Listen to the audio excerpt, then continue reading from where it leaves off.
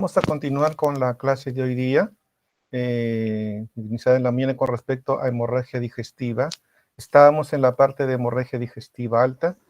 Déjenme presentar, a ver, acá estábamos. Voy a poner compartir pantalla completa.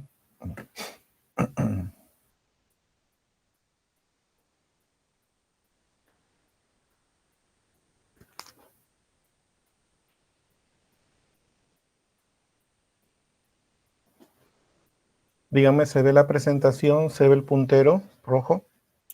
Sí, doctor, sí se ve. ¿Sí?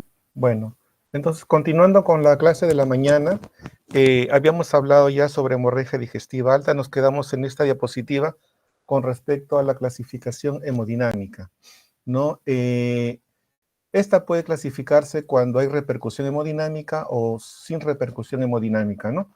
Cuando no hay, digamos, repercusión hemodinámica se puede considerar leve, ¿no? Es decir, la presión arterial sistólica es mayor a 100 milímetros de mercurio y la frecuencia cardíaca siempre está menor a 100 latidos por minuto, ¿no?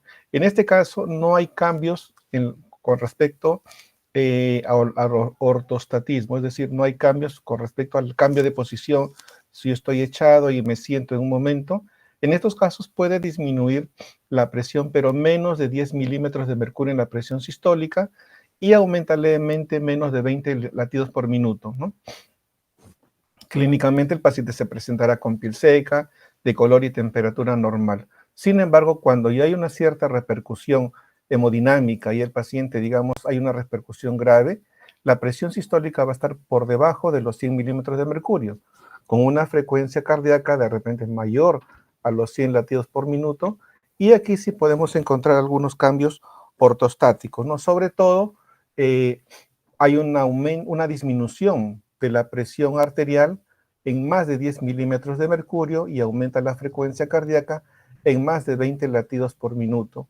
En estos casos podemos encontrar una hipoperfusión periférica, lo que les decíamos en la mañana, evaluar bien el llenado capilar, ¿no? Hay palidez, puede haber diaforesis, frialdad del cuerpo, pérdida de recuperación capilar, cianosis, livideces, ¿no? Y la presión arterial sistólica siempre es inferior a los 90 milímetros de mercurio. En estos casos, ¿qué procedimientos es lo que usualmente nosotros utilizamos, no?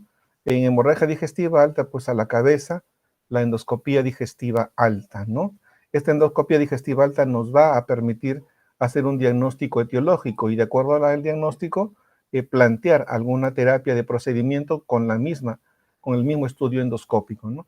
Si en alguna oportunidad la endoscopía no logra encontrar el foco, entonces podemos hacer uso de la arteriografía.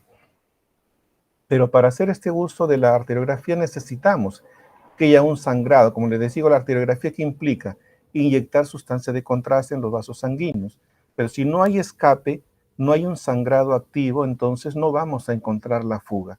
Entonces, para estos casos, cuando uno hace una arteriografía o de repente van a ver más adelante una embolización, es importante, inclusive una gammagrafía, es importante que haya en ese momento un sangrado activo para poder identificar la fuga de la sustancia de contraste de un determinado vaso sanguíneo, ¿no? Y en estos casos, pues si se logra encontrar la fuga, se puede inyectar a través de esta arteriografía, como les decía en la mañana, vasopresina o terlipresina, ¿no? Que son sustancias vasoactivas que producen vasoconstricción y poder detener en este caso las hemorragias, ¿no? Otras técnicas son la tomografía abdominal, ¿no? Que debería realizarse en todo paciente en donde la endoscopía no es diagnóstica, sobre todo para ver de repente presencia de tumores o lo que se llama la angiotomografía. Igual, así como la arteriografía implica la inyección de sustancia de contraste y estudios radiográficos con la angiotomografía, o lo que llamamos actualmente las angioten, también, ¿no? Se hace tomografías con inyección de sustancias de contraste. Igual como les decía, necesitamos aquí que haya una fuga, que haya un sangrado activo, y la única forma, pues, de poder ver el escape de la sustancia de contraste. Otro estudio que también se utiliza es la gammagrafía, ¿no? Si bien la gammagrafía no localiza exactamente el vaso sanguíneo, pero más o menos nos localiza la región no tiene una tanta sensibilidad como los estudios anteriores, pero sí nos localiza la región cuando no tenemos un diagnóstico definido de dónde puede estar viniendo este sangrado. Entonces sí nos localiza la región, la zona en donde puede estar habiendo este sangrado. Y también, como en los estudios anteriores, se requiere que haya un sangrado activo, ¿no? Digamos, se inyectan o los eritrocitos se marcan con tecnesio 99, una sustancia radioactiva, pues si se estudian ¿no? La fuga, ¿no? Esto también se ha aplicado mucho cuando hay un sangrado inclusive de divertículos o un divertículo de Meckel sangrante también, ¿no? Entonces, en alguna forma nos ayuda básicamente a encontrar la zona, la región en donde esté sangrando, ¿no? Por último, si a pesar de todos los estudios no se ha logrado determinar el sangrado, pues terminamos haciendo a veces una intervención quirúrgica para determinar de dónde viene el sangrado. Aunque esto también no es lo recomendable porque muchas veces se habla también, por ejemplo, de una colectomía total a ciegas, cuando no se logra encontrar la fuga y el paciente requiere una intervención quirúrgica, pues se logra controlar el sangrado, pero también puede haber una recidiva de un 15% cuando no se ha encontrado exactamente el foco. Y por el contrario, estos procedimientos invasivos y de gran resección puede llevarnos hasta una alta mortalidad también. Entonces, los datos de laboratorio que vamos a evaluar, ya lo dijimos en la mañana, ¿no? El descenso de la hemoglobina y del hematocrito, que nos puede dar en ese momento una anemia de tipo normocrómica o normocítica, ¿no? La urea plasmática, ya le dijimos en la mañana la razón por la cual se eleva la urea en estos pacientes, sobre todo con hemorragia digestiva alta, tener en cuenta el cociente urea-creatinina, que es más de 100 cuando es una hemorragia digestiva alta, y dentro de lo normal o menos de 100 cuando es una hemorragia digestiva baja. Les decía temprano que cuando tenemos un endoscopio en la mano podemos hacer de repente el procedimiento lo más rápido posible, dentro de las primeras 24 horas, pero imaginemos un caso que a las 2, 3 de la mañana no tengamos a la endoscopista a la mano, pero al menos tenemos una urea creatinina, nos pueda definir en alguna forma si se trata de una hemorragia digestiva alta o una hemorragia digestiva baja, ¿no? Si usamos la urea como dato, urea, digamos, sobre creatinina, el cociente debe ser mayor de 100 para descartar una hemorragia digestiva alta. Y si usamos el nitrógeno ureico sobre la creatinina, este debe ser mayor de 32. Sea que usemos el nitrógeno ureico o la urea, ¿no? Entonces, estos son valores que nos indican la alta posibilidad que estemos ante una hemorragia digestiva alta. Los estudios de coagulación también son importantes, ¿no? Descartar que el paciente tenga una coagulopatía primaria o que tenga alguna alteración ya por una hepatopatía crónica, ¿no? Y sobre todo, si es que las cifras de plaquetas están por debajo de los 50,000, de los 40,000, en donde pueda haber alteraciones en algún procedimiento que uno quiera hacer, ¿no? Otros análisis importantes son el mismo recuento plaquetario, el tiempo de protrombina y el INR, y siempre estos pacientes pueden venir con algún trastorno ácido-base también. Entonces debemos hacer un dosaje de gases arteriales, de lactato, perfil hepático, grupo sanguíneo y factores OSI, de todas maneras para hacer la transfusión adecuada, ¿no? Hay que tener en cuenta que muchos de estos pacientes pueden venir también con acidosis metabólica, corregir la acidosis si es que es necesario. Tenemos algunas escalas, ¿no? La de Blackford, la de Glasgow-Blatchford, perdón, la escala de Glasgow-Blatchford, más conocida como escala de Blatchford para no confundirnos con la escala de Glasgow, que se utiliza usualmente en casos de trastorno de sensorio en traumatismos encefalocranianos, ¿no? Entonces, esta escala nos ayuda en alguna forma a ver si es que el paciente pueda requerir tratamiento endoscópico, predice más o menos la mortalidad y evalúan la necesidad de un ingreso hospitalario. Le dan cierto puntaje a determinados valores de la urea en miligramos por decilitro, cómo está la hemoglobina en varones o cómo está la hemoglobina en mujeres, cómo está la presión arterial o cómo llega el paciente con qué presión arterial sistólica sobre todo, ¿no? Y hay otros marcadores como el pulso, ¿no? Que sea mayor de 100 latidos por minuto, la presentación de melena o no, si es que hay presentación con síncope, o si es que hay alguna enfermedad previa de tipo hepático y si es que hay falla cardíaca. Entonces, a todos estos valores se les da una determinada puntuación, ¿no? Sumando todos estos valores podemos tener acá, si es un puntaje menor de 1, entonces el paciente requiere de repente un manejo extrahospitalario. Si es un puntaje menor de 3, entonces probablemente no requiere el paciente un estudio endoscópico y solamente un manejo médico inicial nada más. Ahora, con respecto a la mortalidad, si tiene un puntaje menor de 6 puntos, entonces podemos tener a un paciente de repente de bajo riesgo de mortalidad. Pero si este ya va por encima de los 6 puntos, 10, 12 puntos, entonces tenemos a un paciente con alto riesgo de mortalidad, ¿no? Entonces, esta es una de las escalas que se utiliza en hemorragia digestiva alta. La otra escala es la escala de Rocal. La escala de Rocal también toma algunos parámetros, como la edad del paciente, no sé si es un paciente mayor de 80 años, entre 60 y 79 años o menor de 60 años, ¿no? Toma el estado de shock en el que llega el paciente, también considerando la presión arterial sistólica, si es mayor o menor de 100 milímetros de mercurio, y el pulso si es mayor o menor de 100 latidos por minuto, ¿no? Y algunas comorbilidades también, como insuficiencia renal, insuficiencia hepática o alguna malignidad, ¿no?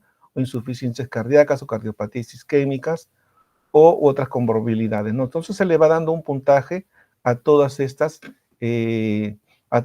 entidades de acuerdo a la presentación del caso, ¿no? Y también el diagnóstico endoscópico.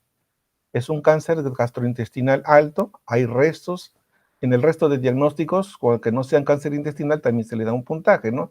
Si es que hay ausencia de lesiones o en síndrome de Mallory-Weiss o enfermedad de reflujo gastroesofágico, se le da un puntaje, ¿no? Y aquí el estudio endoscópico, si es que hay un sangrado en el tracto gastrointestinal, si es que hay coágulo adherido, eso ya son hallazgos, digamos, hallazgos endoscópicos. Para eso vamos a utilizar en las siguientes tablas la clasificación de Forrest, ¿no? O si es que hay una base negra en el nicho ulceroso. Entonces, también se le da un puntaje a cada uno de estos criterios, se le da un puntaje. Entonces, si es que este puntaje lo vemos mejor en la siguiente lámina, tenemos puntajes acá, ¿no? De 0 a 1 se le interpreta como leve, el manejo puede ser ambulatorio, el riesgo de nueva hemorragia va entre 4.9 a 5.3% más o menos, y la mortalidad puede ir de 0 hasta 0.2%.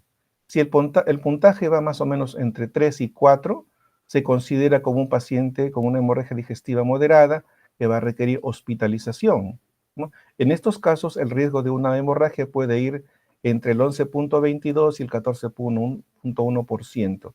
Y la mortalidad puede ir más o menos entre el 2.9% y 5.3%.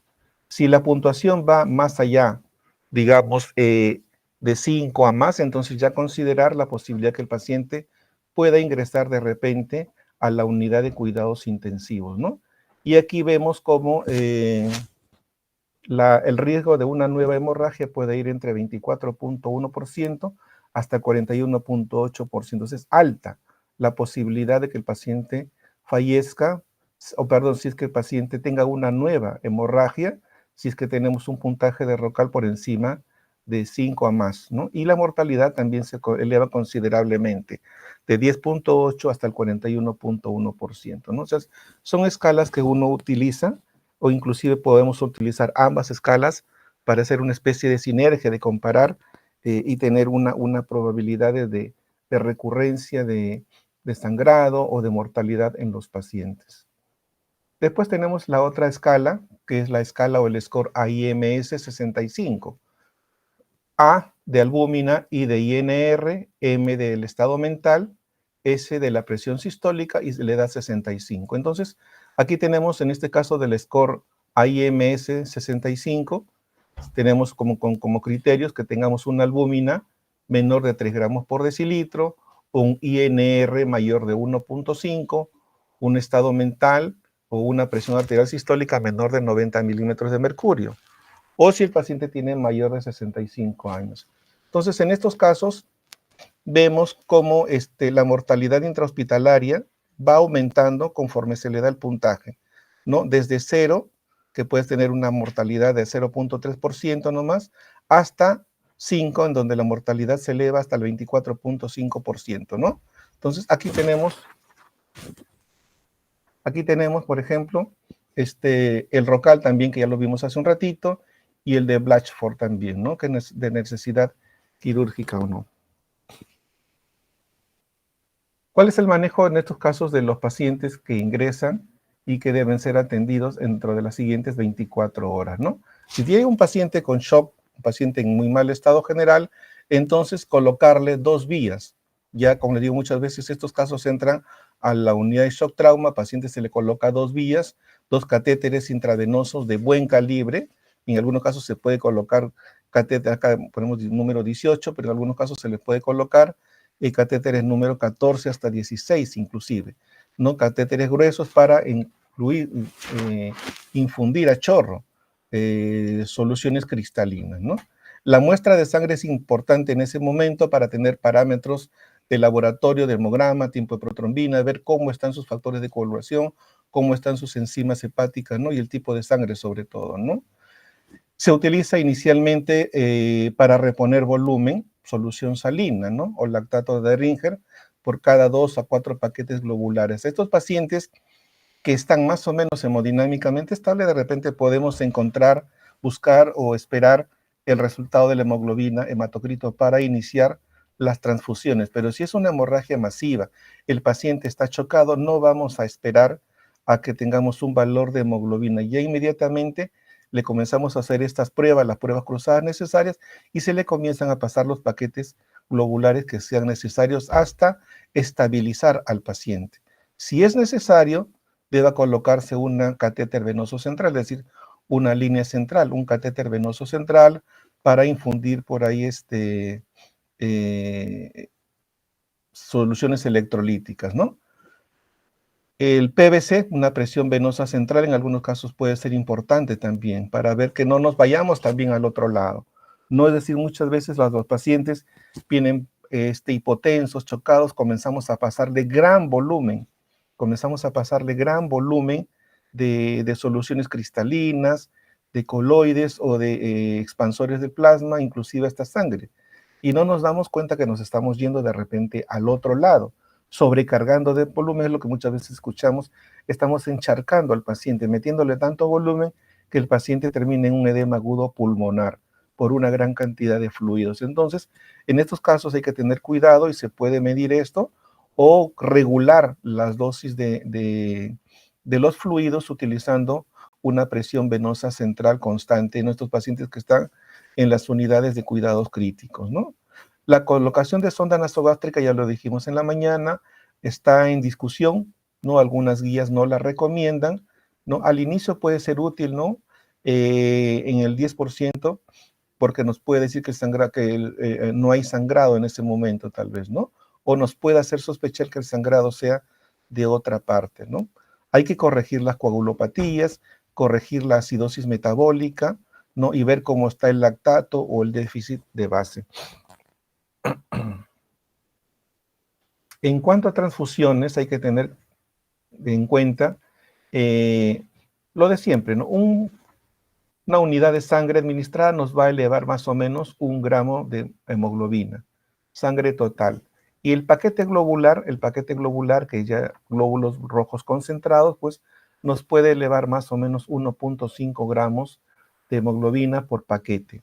Entonces hay que tener en cuenta esto y siempre considerar mantener la hemoglobina entre 7 y 9, ¿no? Tampoco por fundir en gran cantidad, y porque nos podemos ir también a que a veces un vasito sanguíneo que está coagulando, si le metemos mucho volumen, mucha sangre, puede aumentar la presión y desprenderse el coágulo y otra vez el paciente comenzar a sangrar, ¿no? Entonces, siempre mantener más o menos mesura, una hemoglobina entre 7 y 9 gramos por decilitro y una presión arterial sistólica más o menos entre 90 y 100 milímetros de mercurio, ¿no? Entonces, Se considera esto en los pacientes con hemorragia digestiva. Ahora, si no hay un sangrado activo, se pueden utilizar dos estrategias, ¿no?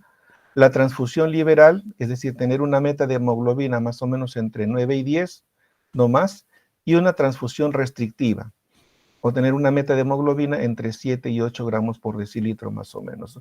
Esta última se asocia a menor riesgo de mortalidad por cualquier causa. Ya dijimos, si nos vamos en demasía, es decir, estamos poniendo más sangre, podemos reactivar más sangre, más volumen y mayor, y que nos aumente la presión más allá de 10 milímetros de mercurio. De repente podríamos reactivar el sangrado si es que hay algún coágulo que se pueda desprender por un aumento de la presión súbita por perfundir demasiado volumen, ¿no? Entonces, considerar esto de tener una transfusión restrictiva en algunos de los casos, ¿no?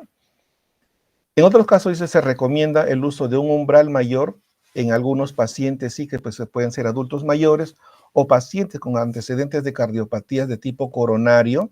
Hay que tener cuidado porque a veces estos pacientes con hemorragias digestivas, que les baja la hemoglobina, les baja la presión arterial, pueden desencadenar por su mismo problema de arteriosclerosis o por su mismo problema de cardiopatías coronarias, pueden desencadenar problemas de infartos.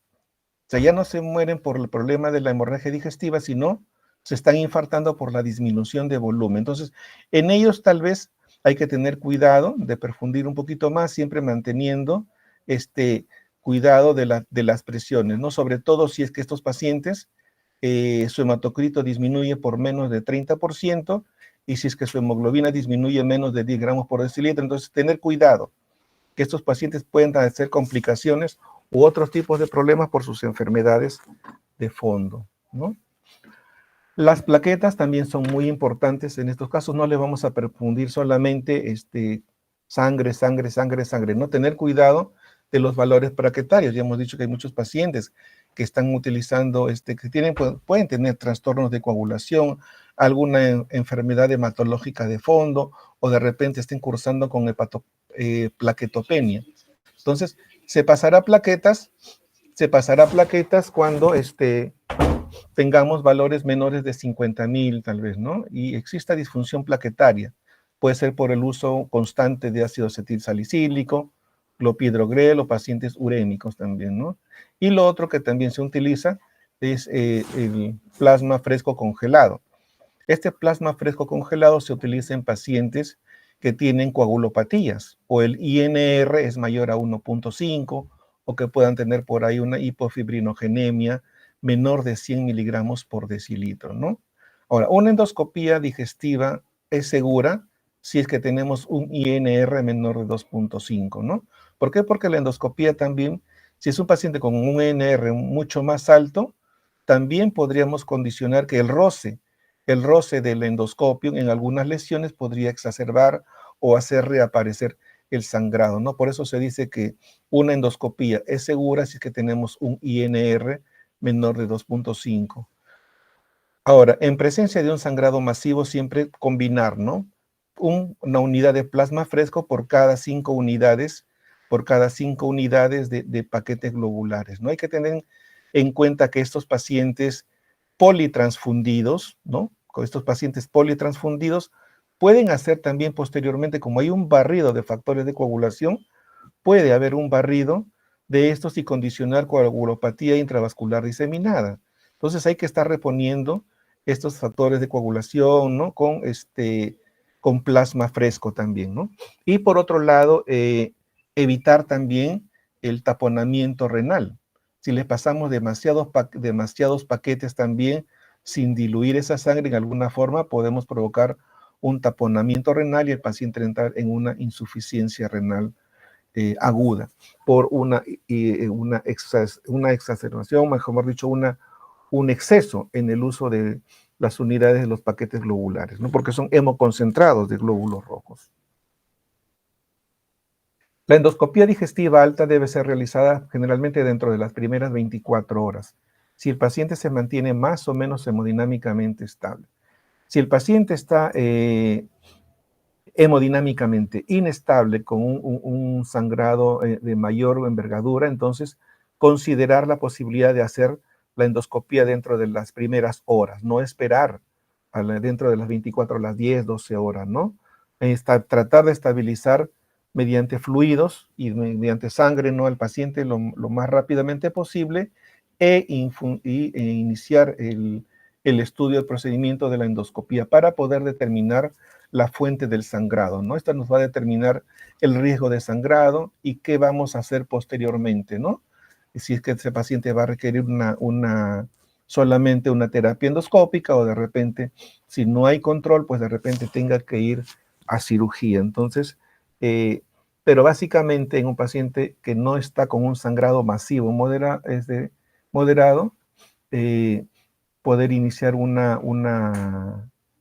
endoscopía dentro de las primeras 24 horas. Otra terapia es la inhibición de la bomba de protones, ¿no? Se ha usado mucho actualmente. Les decía en la mañana que antiguamente había muchas cirugías de estómago, de duodeno, por problemas de úlcera gástrica o úlcera péptica, ¿no? Pero con el advenimiento del endoscopio y de todos los procedimientos que se hacen para contener la coagulación, para contener la hemorragia, y también el advenimiento del uso de los inhibidores de la bomba de protones, esto ha hecho posible que las cirugías disminuyan considerablemente, ¿no? Como les decía, ya solamente nos llaman de medicina cuando el paciente ya tiene una úlcera péptica perforada, ¿no? Los sangrados se están controlando en un alto porcentaje de pacientes. Ya les decía que un 70-80% de los casos se autolimitan, y el resto a veces se controlan con tratamientos médicos y con procedimientos endoscópicos, ¿no? Y solamente ya llegamos a hacer cirugía si es que el paciente no hay un control del sangrado por vía endoscópica, no hay un control de sangrado por vía, ya sea por arteriografía o embolización, entonces ya interviene cirugía en estos casos, en casos de emergencias, ¿no? Entonces, utilizamos los inhibidores de la bomba de protones, generalmente omeprazol o pantoprazol, ¿no? 80 miligramos en bolo, 80 miligramos en bolo seguido de 8 miligramos por hora. Esto va a reducir considerablemente las posibilidades de sangrado o resangrado en las horas siguientes, ¿no? Tener cuidado si es que encontramos un sangrado activo, un vaso visible o un coágulo adherido, ¿no? En estos casos, pues, si encontramos, para eso vamos a tener en cuenta la clasificación de Forrest, que la vamos a ver en algún momento, ¿no? Cuando requiere un tratamiento endoscópico, cuando solamente un tratamiento médico, ¿no? La embolización arterial es un procedimiento que ha cobrado importancia en los últimos años, ¿no? En las últimas décadas, sobre todo, que consiste en es como una especie de cateterismo que se hace a través de vasos sanguíneos y se llega por vía arterial, de repente a través de la mesentérica se llega, o a través del tronco celíaco se llega, por ejemplo, a algún vaso importante que esté sangrando. Entonces, una vez con el catéter ingresado al vaso que está sangrando, se inyectan sustancias embolizantes, que pueden ser alcohol polivinílico, hay sustancias de plasma, sustancias sintéticas que en alguna forma taponan el vasito sangrante, ¿no? Es decir, como que se produjeran microinfartos, ¿no? Al vaso sanguíneo que está sangrando llego yo, a la arteria que está sangrando llego por vía cateterismo arterial, ¿no? Llego, y claro, esto lo tenemos que hacer bajo una visión fluoroscópica, ¿no? No lo hacemos a ciegas, ¿no? Se introduce el catéter, muchas veces va por la arteria femoral, se llega a la aorta y los troncos celíacos o la arteria que se quiera canalizar, y después se va avanzando hasta que se llega al vasito sanguíneo que está sangrando. Una vez detectado el vaso que está sangrando, se inyectan estas sustancias embolizantes. ¿Cuál va a ser la finalidad de estas sustancias embolizantes? Tapar el vaso sanguíneo sangrante, ¿no? ¿Y esto qué va a provocar? La detención de la hemorragia, ¿no?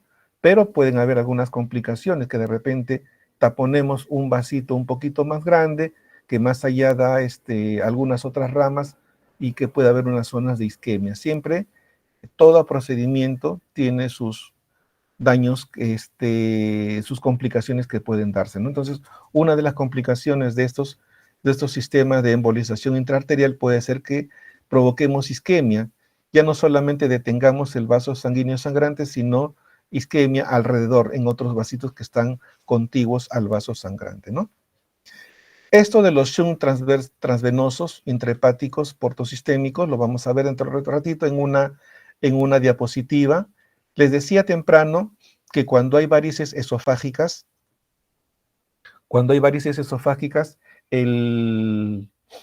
digamos, la sangre venosa pasa del sistema portal, normalmente pasa del sistema portal, llega al hígado y del hígado salen las venas suprahepáticas, ¿no? Pero en medio, entre las venas suprahepáticas y las venas portales, tenemos el hígado fibrosado, el hígado que está, digamos, con cirrosis, fibrosis y no deja pasar la sangre.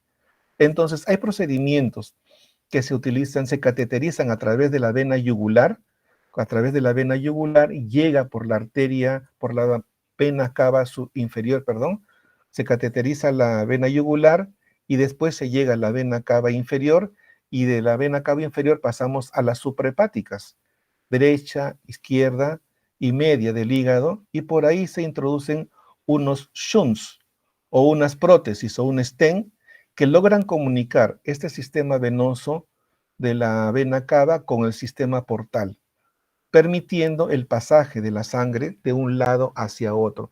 Esto que va a llevar a que disminuya considerablemente la presión dentro del sistema venoso portal. Por lo tanto, también va a disminuir la presión en las venas esofágicas que pueden estar dilatadas, ¿no? Vamos a ver un esquema dentro de un rato sobre este procedimiento, ¿no? Aquí, por ejemplo, tenemos una profilaxis primaria. Si encontramos que un paciente tiene estigmas hepáticos y que se le hace una endoscopía y se le encuentran varices esofágicas, tenemos que hacer también una profilaxis primaria, ¿no? Con farmacoterapia con beta bloqueadores. La finalidad es disminuir la presión intravascular, ¿no? Se puede utilizar propanolol, nadolol o en todo caso isosorbide, ¿no? Y también se puede utilizar la escleroterapia, es la inyección sobre la misma varice, ya sea con sustancias esclerosantes, ¿no? Tenemos la etanolamida, el polidocanol al 1%, atoxiesclerol al 1%, que van a endurecer, van a fibrosar o esclerosar las varices esofágicas. Y también se puede utilizar la ligadura de bandas, ya vimos temprano en una imagen, una foto endoscópica, cómo se ligan las bandas, con bandas a estas varices, ¿no? Entonces aquí tenemos algunas varices esofágicas ya con sus ligaduras correspondientes, ¿no? Esto es cuando uno hace una profilaxis primaria. En caso que se trate de una hemorragia aguda de emergencia, entonces ya decíamos temprano que hay que proteger la vía aérea, ¿no? Que el paciente no se vaya a aspirar, de repente controlar que no haya problemas en la vía aérea, que esté respirando bien también, ¿no? Se iniciará la administración de fluidos, cristaloides, coloides y sangre, ¿no? Decíamos, si es un sangrado que el paciente está hemodinámicamente estable, entonces podemos esperar de repente el control de hemoglobina, hematocrito, para de acuerdo a eso iniciar transfusión sanguínea. Pero si el paciente está hemodinámicamente inestable y vemos evidencias de sangrado o en la camilla de repente hay un vómito por porrazo o hematemesis, entonces inmediatamente indicar la transfusión de sangre, la reposición de volumen, ¿no? En estos casos, que son muchas veces pacientes que tienen problemas de cirrosis, hay ascitis, y estos pacientes pueden llegar a ser, inclusive como son inmunosuprimidos, pueden llegar a ser peritonitis espontánea. Por proliferación bacteriana puede haber una peritonitis espontánea también. Entonces, en estos casos hay que usar también antibióticos, ¿no? Quinolonas o cefalosporinas de tercera generación, ¿no? Y lo otro, la descompresión del tubo digestivo mediante catárticos y enemas. En alguna forma va a ayudar también a disminuir la presión a nivel del sistema venoso en los intestinos, ¿no? Y por vía endoscópica también tenemos que hacer los controles de este sangrado. Ahora, se puede inyectar también en los pacientes somatostatina. La somatostatina en alguna forma ayuda a disminuir el volumen esplácnico a nivel sanguíneo esplácnico y por lo tanto en alguna forma ayuda a disminuir la presión dentro de las varices esofágicas, ¿no? El octiótrido es un derivado sintético de la somatostatina que tiene una acción muy parecida. Y la vasopresina y la terlipresina también tienen una acción vasoconstrictora, es decir, producen una vasoconstricción y en alguna forma van a disminuir el flujo a nivel de las varices esofágicas, ¿no? Aquí vemos en la foto cómo una varice esofágica está sangrando a chorro, ¿no? Y esto lleva a varios, en pocos minutos pueden producir un sangrado masivo, ¿no? Aquí vemos unas imágenes de un control, digamos, con una endoscopía y se está colocando aquí unas ligaduras, ¿no? Y aquí abajo vemos cómo se está inyectando a una varice esofágica una sustancia esclerosante, ¿no? Puede ser etanolamina o polidocanol también, ¿no? Y los shunts descompresivos lo vamos a ver dentro de un ratito en otras láminas también. Esta es una sonda que deberían tener todas las unidades de shock trauma, todos los servicios de emergencia. Lastimosamente a veces no lo tenemos, ¿no? Esta es la sonda de Sengstaken-Blackmore. Esta sonda de Sengstaken-Blackmore, como ustedes lo ven ahí, tiene dos balones, un balón esférico y un balón cilíndrico, ¿no? El balón, una vez introducida toda la sonda, se infla el balón esférico, ¿no? El balón esférico que va a quedar dentro del estómago. Y una vez que se tracciona y hay un stop, es porque ya no puede pasar hacia el esófago. Entonces, en ese momento, inflamos el segundo balón, que es el balón cilíndrico. Este balón cilíndrico, al inflarse, va a provocar una compresión sobre los vasos sanguíneos, en ese momento sobre las varices esofágicas. Entonces, lo que hacemos es un principio de hemostasia por compresión. Así como cuando llega un paciente de repente a emergencia con una herida sangrante, ¿qué es lo que usualmente hace la gente? Le pone un paño, una toalla, un trapo, así llegan al hospital y nosotros ¿qué le ponemos? Una gasa, ¿no? Para hacer una especie de hemostasia por compresión, en alguna forma disminuir el sangrado. Es lo mismo acá, en este caso es este balón que lo vemos acá, que al inflarse con aire, ¿no? Está provocando una presión sobre la pared y una disminución del sangrado. Esto solamente es temporal.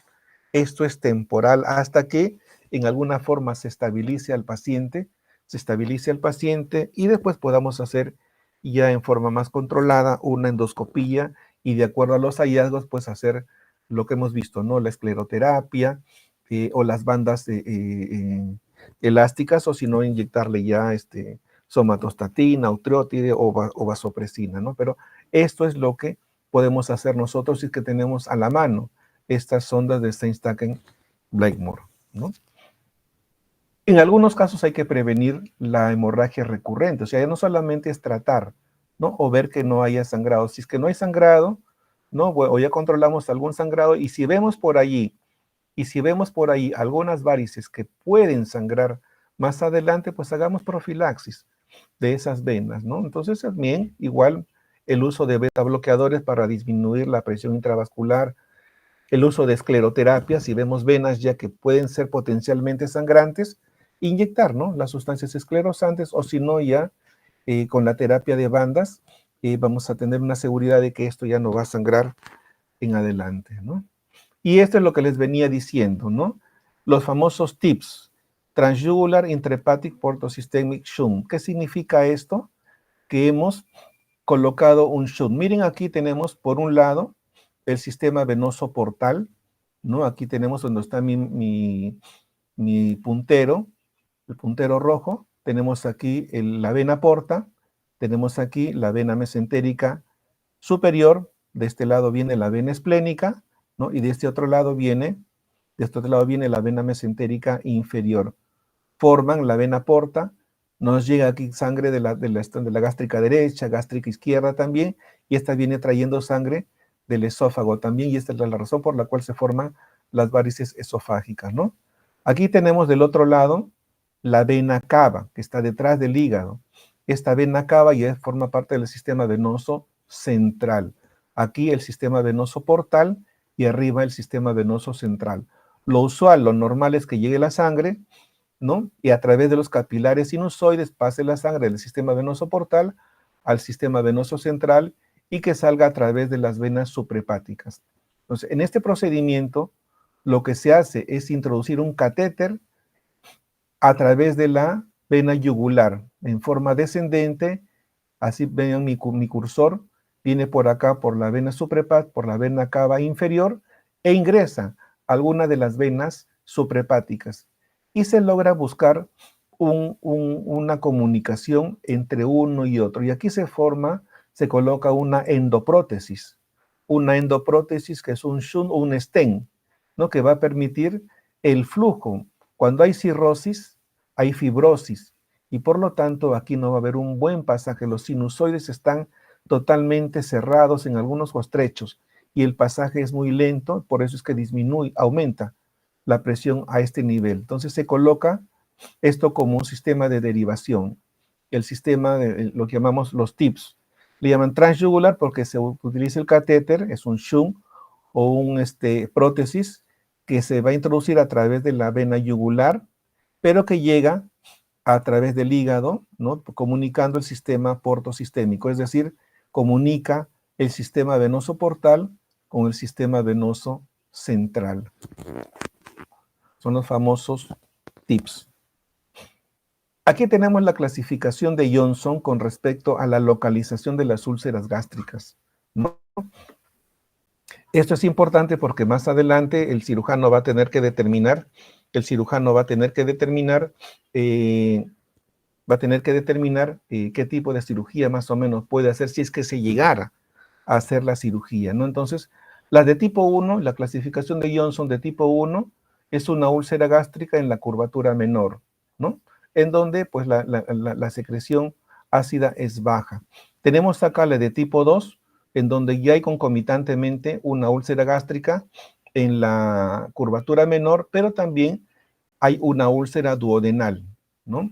Y en la de tipo 3, generalmente hay una úlcera en la zona prepilórica, ¿no? Entonces, estas dos, la de tipo 2 y la de tipo 3, muchas veces van con una alta hipersecreción de jugo gástrico, ¿no? Una elevada secreción de jugo gástrico. La de tipo 4 es una úlcera gástrica, pero que está un poco más arriba, ¿no? En la curvatura menor del estómago, pero muy cerca a la unión gastroesofágica, ¿no? Y aquí también, en donde la secreción gástrica es menor. Decíamos en la mañana que las úlceras pueden ser por problemas de hipersecreción gástrica, ¿no? O el uso de AINES, Helicobacter pylori presente también, pero a veces cuando fallan también las defensas, no solamente es por la presencia de ácido, ¿no? Sino en algunos casos fallan las defensas, las barreras, la mucosa, las células o los sistemas de reparación celular. Entonces puede haber una disminución o una secreción baja de jugo gástrico, pero las barreras no están funcionando bien. Por eso es que se pueden formar este tipo de úlceras a este nivel, ¿no? Y después, según la clasificación de Johnson, estas úlceras gástricas de tipo 4 pueden tener cualquier localización, cualquiera de las localizaciones anteriores, pero está asociada usualmente a la presencia o el consumo de AINES, ¿no? Entonces tenemos aquí, ¿no?, que las que se relacionan más con hipersecreción gástrica son las de tipo Johnson, la clasificación de Johnson tipo 2 y tipo 3. Acá tenemos la clasificación de Forrest, que la vamos a ver aquí. La clasificación de Forrest es muy importante porque esto nos va digamos, pronosticar, ¿no?, si es que hay un alto riesgo o no de resangrado, ¿no? Tenemos la de grado 1A, la clasificación endoscópica de Forrest, ¿no? Es la de tipo 1A, es un sangrado activo, encontramos un sangrado activo y un vaso sanguíneo pulsátil, un vaso sanguíneo pulsátil, ¿no? Tiene un alto riesgo de ser resangrado, casi el 90% de los casos. El grado 1B, hay un sangrado activo, pero no vemos un vaso pulsátil, sino es un sangrado en napa. No sangra como un mantito de sangre que se llena en el lecho ulceroso y está sangrando, ¿no? Pero no vemos un vaso en sí pulsátil, ¿no? Aquí el riesgo de sangrado también es alto, pero es un poco menos que el anterior, que va entre 20 y 30% de los casos, ¿no? Aquí, el 2A, no hay un sangrado. No hay un sangrado, ¿no? Pero no se ve un vaso visible. Pero hay signos de que esto ha sangrado, ¿no? Entonces el riesgo también es alto, ¿no? En el grado 2B es un coágulo el que está adherido allí, es un coágulo que está adherido allí, pero es, digamos, un riesgo intermedio, ¿no? Que va entre 25 y 41% más o menos. En el grado 2C hay hematina, es decir, una formación oscura ya dentro del nicho ulceroso, en donde ya el riesgo es mucho más. O sea, en ese momento no hay sangrado activo, ¿no? Y en el grado 3 ya no hay signos de sangrado. No hay signos de sangrado reciente. Entonces, los de grado 1 nos indican que hay un sangrado activo. Los de grado 2 nos indican que hay un sangrado reciente, ¿no? Y los de grado 3 nos indican que no hay sangrado en ese momento, ¿no? Puede ser como le digo, un acúmulo de hematina oscuro allí, o si no, no hay signos de sangrado. Entonces, conforme vemos, los grados van aumentando, el riesgo es cada vez menor, ¿no? En estos casos, de grado 2C, por ejemplo, o 3C, el riesgo es mucho menor, ¿no? De 0.5, de 0 a 5% o de 0 a 2%, ¿no? Tenemos aquí lo mismo, ¿no? Grado 1A, hemorragia activa con sangrado a chorro, ¿no? Tenemos un sangradito a chorro y se localiza el vaso. El 1B, hemorragia activa con sangre babeante, es decir, llena como un manto nada más, pero no se determina un vaso en sí. El grado 2A, hemorragia reciente, hay una lesión con vaso visible, ¿no? Pero que en ese momento el vaso no está sangrando, ¿no? Pero había una lesión reciente, ¿no? El grado 2B, hay una hemorragia reciente, una lesión con coágulo adherido, ¿no? Y en la de tipo 2C, hay una hemorragia reciente, pero hay una mancha pigmentada nada más, pero en ese momento no hay sangrado, ¿no? Y la de tipo 3 es una úlcera, pero sin estigmas de sangrado. Entonces, usualmente en estos casos, hasta el 2A se puede hacer escleroterapia endoscópica, una terapia endoscópica, ¿no? Los dos últimos ya no necesitarán ningún tratamiento endoscópico porque no hay signos de sangrado, sino solamente tratamiento con inhibidores de la bomba de protones y de repente también, si es que se logra detectar el Helicobacter pylori, pues darle un tratamiento adecuado de acuerdo a la patología, ¿no? Acá vemos, por ejemplo, lesiones múltiples vistas desde un endoscopio, ¿no? Acá tenemos una neoplasia que va creciendo, una ulceración, está sangrando, desgarros aquí en esta zona. Aquí vemos múltiples desgarros con coágulos superpuestos. Estos son desgarros, diferentes desgarros que provocan sangrado, ¿no?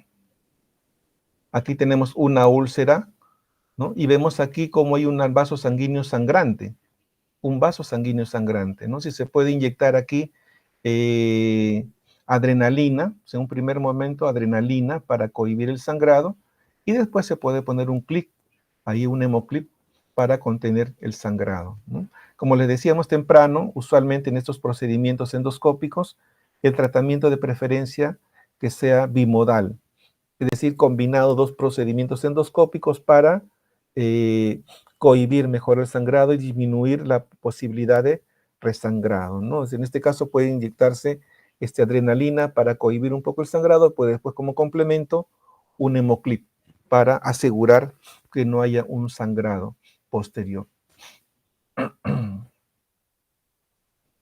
Acá vemos, ¿no? Una zona ya cauterizada, ¿no? Después de la aplicación de varios pulsos de energía, ¿no? En este caso se ha utilizado energía monopolar, ¿no? Y se cauteriza el vaso sanguíneo ahí, la zona afectada. Dijimos temprano que también no solamente se puede utilizar la energía monopolar, sino se puede utilizar el plasma de argón también, ¿no? Que produce una coagulación rápida y sostenida de estos sangrados. Acá hay una úlcera prepilórica con signos de sangrado reciente también. Hacia el fondo ya se ve la porción, digamos, duodenal, ¿no? El pasaje hacia el duodeno, en donde no se ve aparentemente en ese momento ninguna lesión, ¿no? Esta es una úlcera prepilórica y acá está ya la zona del píloro, del esfínter. Ahí, ¿no? Acá vemos cómo se está inyectando una sustancia con adrenalina sobre la zona, digamos, sangrante, ¿no? Esto es una radiografía antigua, que antiguamente se usaban lo que eran las radiografías a doble contraste, se inyectaban se administraban el bario, la famosa sustancia de contraste que era el bario, se le hacía ingerir al paciente bario y pues después se le comenzaba a tomar radiografías en diferentes incidencias, ¿no? Y vemos aquí, ¿no? El nicho ulceroso lleno de la sustancia de contraste y la convergencia de los pliegues, ¿no? Y aquí vemos la imagen endoscópica también de un caso parecido, ¿no? El nicho ulceroso con unas placas de fibrina y un fondo blanquecino y alrededor el edema y los pliegues convergentes característicos de una úlcera. En algunos casos, cuando ya es una úlcera crónica antigua, hasta pueden tener cierta palidez alrededor, ¿no? Acá vemos también otro estudio radiográfico antiguo que es una radiografía de estómago con contraste. Vemos aquí que lo que normalmente sería acá la curvatura menor, vemos acá una imagen de adición grande, que es una úlcera grande en esa zona, ¿no? Acá estará el nicho, el fondo de la úlcera, ¿no? Llenada con la sustancia de contraste, ¿no? Y estos pliegues elevados que no vienen a ser otra cosa sino el edema, lo que veíamos aquí en la imagen anterior, esta mucosa edematizada con convergencia de los pliegues, ¿no? Vemos acá cómo convergen los pliegues hacia la zona del nicho. Igualmente aquí, ¿no? Otra imagen también radiográfica antigua y acá una zona de la vista anterior, ¿no? Con máculas negruzcas. Estas manchitas oscuras indican que por ahí ha sangrado esta úlcera, ¿no? Con gran edema alrededor. Acá hay un gran edema, ¿no? Y estas manchitas oscuras indican que por ahí ha sangrado esta úlcera, ¿no? Acá vemos otra, ¿no? Imagen endoscópica también de una úlcera, y estas son las imágenes radiográficas que se veían antiguamente los famosos nichos ulcerosos. Y miren aquí la convergencia de los pliegues también. Esos son datos muy importantes para ver. Aquí tenemos venas dilatadas a nivel de estómago, también hay varices gástricas. En algunos casos, varices gástricas que también pueden sangrar. Es más frecuente ver sangrado de varices esofágicas, pero también podemos encontrar varices gástricas también. Acuérdense que estas venas varicosas de la parte superior cercana al cardias pueden drenar también su sangre hacia las venas gástricas derecha e izquierda y estas a las venas porta, ¿no? Al igual que las de venas esofágicas. Entonces también podemos encontrar varices gástricas a este nivel, ¿no? Acá vemos pliegues gástricos prominentes como resultado de venas dilatadas. Aquí tenemos otras venas muy dilatadas y aquí vemos cómo una varice gástrica también puede sangrar un chorro profuso que puede provocar una hemorragia masiva también, ¿no? Aquí vemos una zona ulcerada y aquí vemos también otra zona ulcerada, ¿no? Son lesiones ulceradas profundas, ¿no? Del bulbo, posterior al bulbo, con presencia de hematina. Ya vemos, es la hematina, es esa sustancia oscurita. Decíamos que la hematina viene a ser de la degradación de la hemoglobina, por acción bacteriana de jugos intestinales y da ese aspecto oscuro, que igualmente si esto sigue a través del intestino nos va a dar también lo que es la melena, ¿no? Pero en este caso vemos placas de hematina impregnando ahí el nicho ulceroso, la parte del fondo de la úlcera, ¿no? Acá hay una úlcera duodenal también, ¿no? Con edema circundante alrededor. Y hacia el fondo vemos la porción del duodeno, la segunda porción, que está dentro de lo normal, ¿no? ¿Qué consideraciones debemos tener en cuenta para una intervención quirúrgica, ¿no? Que sea una hemorragia masiva que no responde al control endoscópico, la necesidad de transfusión sanguínea de 4 a 6 unidades, ¿no? A pesar de todos los intentos de control endoscópico. Debemos tener en cuenta la falta en algunos casos hospitales de repente no tenemos un cirujano endoscópico, un gastroenterólogo a la mano que haga estos procedimientos endoscópicos, ¿no? Entonces, en algunos casos también, si el hospital no tiene una capacidad resolutiva, podemos hacer la referencia hacia otro hospital que tenga una capacidad resolutiva con gastroenterólogo a la mano también. Pero a veces falla. Este sistema de referencia y contrarreferencia a veces falla, ¿no? Se llama a un hospital, otro hospital y no hay cama, no hay disponibilidad, que todavía no. Entonces, el paciente se va poniendo de mal en peor en el hospital de origen. Entonces, pues hay que tomar decisiones y en algunos casos, pues, entrar a operar, ¿no? Puede haber una hemorragia recurrente después de uno o más intentos de control endoscópico, ¿no? La falta de disponibilidad de sangre también. ¿Qué me hago yo con un paciente que está sangrando? Bueno, no tengo sangre, pues, o me pido ayuda que me presten sangre de algún hospital, si es que es posible, ¿no? A veces se da esa situación también, o simplemente lo derivo inmediatamente a otro hospital. O en todo caso, pues, si no es posible, pues, con la poca sangre que yo tenga, entrar a sala de operación. Son situaciones extremas que se pueden dar. En el Perú, los hospitales, pues, tenemos diferente resolutiva, diferente aparataje, no todas están bien equipadas, no tenemos todos los insumos, materiales necesarios, entonces, en algunos casos tenemos que tomar decisiones intrépidas. La idea es tratar en alguna forma salvar la vida del paciente, ¿no? Debe considerarse para cirugías tempranas, por ejemplo, pacientes con una hemorragia masiva por lesiones de alto riesgo, ¿no? Hay úlceras duodenales en la cara posterior de la primera porción o del bulbo duodenal, ¿no? Que logran erosionar la arteria gastroduodenal, ¿no? Y eso provoca sangrado en regular cantidad. O puede ser una úlcera de la curvatura menor del estómago, ¿no? Con erosión de la arteria gástrica izquierda o de sus ramas también. Entonces, considerar esta posibilidad, ¿no? Si son mayores de 60 años o que tengamos una úlcera de más de 2 centímetros también, deben ser consideradas como criterios para una cirugía temprana. Un grupo sanguíneo poco frecuente, de repente tenemos un paciente que sangra con frecuencia, pero su grupo sanguíneo es difícil de encontrar. Entonces, considerar aquí que de repente el paciente en alguna de esas ya no la cuente, no encontremos su sangre y tengamos problemas. Entonces, considerar la posibilidad también de una cirugía temprana, ¿no? O hay pacientes que por sus creencias religiosas también, y es respetable, rechacen a la transfusión sanguínea también, ¿no? Entonces, considerar todo esto también, ¿no? Ahora, ¿qué opciones quirúrgicas tenemos para una úlcera duodenal o una úlcera gástrica sangrante? Nos quedamos de todo el cuadrito, nos quedamos solamente con la parte superior, que es el tema de hoy día, ¿no? Lo otro en otro momento. Pero, por ejemplo, en cirugía de úlceras en hemorragias digestivas, se acuña el término como así en las pancreatitis, de menos es más, de cirugía de control de daño. ¿Qué significa esto? Que lo que debemos hacer nosotros en cirugía, en emergencia, y en estos casos también de repente hacer lo más necesario, pero que no complique, que no nos lleve a una alta mortalidad. Control de daño. Si está sangrando el paciente, cohibir el sangrado y nos vamos de repente, ¿no? Tenemos que tener en cuenta también las condiciones en que ingresa un paciente.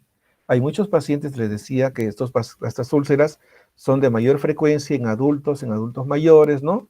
O que están consumiendo AINES o ácido acetilsalicílico por enfermedades concomitantes, artrosis, artritis reumatoidea, osteoporosis, problemas de coronariopatías, entonces, o pacientes que ya vienen inmunosuprimidos por alguna enfermedad. Entonces, el control de daño es muy importante, solamente cohibir el sangrado y ya no meternos a hacer algunas, digamos, cirugías resectivas que nos pueden traer una mayor mortalidad en el postoperatorio.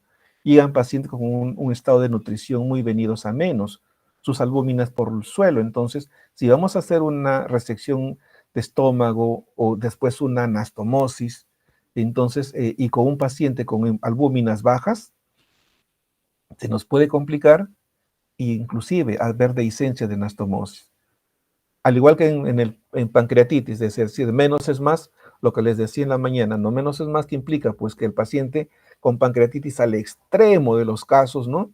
De repente entremos a cirugía, porque el tratamiento es básicamente, eminentemente médico en la pancreatitis. Y en el extremo de los casos, ya es de repente entrar a una cirugía para drenar un absceso que no mejora con tratamiento médico, ¿no? Ahí se aplica el término de menos es más. Inclusive acá en cirugía de sangrado también, menos es más y hacer lo mínimamente necesario para poder controlar el daño, la emergencia en ese momento. La emergencia es el sangrado, ¿no? Ya después, de repente, hacer una cirugía resectiva en mejores condiciones, si es que no hay una mejoría con tratamiento médico, ¿no? Entonces, si es una úlcera duodenal, se puede hacer simplemente una sutura hemostática. Abrimos el duodeno, vemos la zona ulcerada sangrante, le ponemos sus puntos y salimos y cerramos la sutura del duodeno, ¿no? Ahora, si es que el paciente da la posibilidad de hacer una cirugía un poquito mayor o de repente está en mejores condiciones, y todo depende mucho también de la experiencia del cirujano.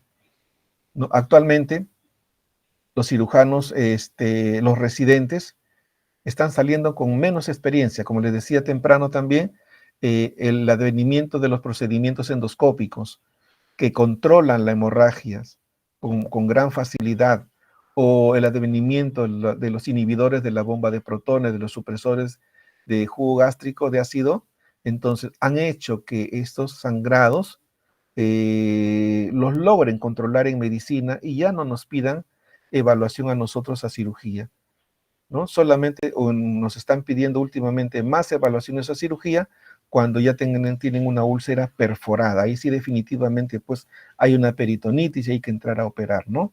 Pero en estos casos de hemorragias sangrantes es cada vez menos. Por eso es que los residentes de cirugía actualmente, y valgan verdades, están saliendo con menos experiencia en el manejo de estas úlceras, digamos, sobre todo las de tipo restrictivo. En este caso, pues, por ejemplo, pues hablamos de una vagotomía, una sutura hemostática, ¿no? Se cohíbe el sangrado, pero a su vez se puede hacer una vagotomía troncular más un drenaje. Este drenaje implica lo que decía una piloroplastía, o si no, una vagotomía con antrectomía. Y así uno reseca el antro, vamos a tener que hacer una anastomosis del estómago al intestino delgado, ¿no? Entonces, esto ya implica un mayor riesgo de complicaciones postoperatorias. A nivel gástrico, igualmente, ¿no? Se hace una sutura hemostática, es decir, se hace una gastrostomía, se abre el estómago en su cara anterior, se busca la úlcera y se le pone puntos, ¿no? Y de todas maneras se hace biopsia también. Acuérdense que la idea de estos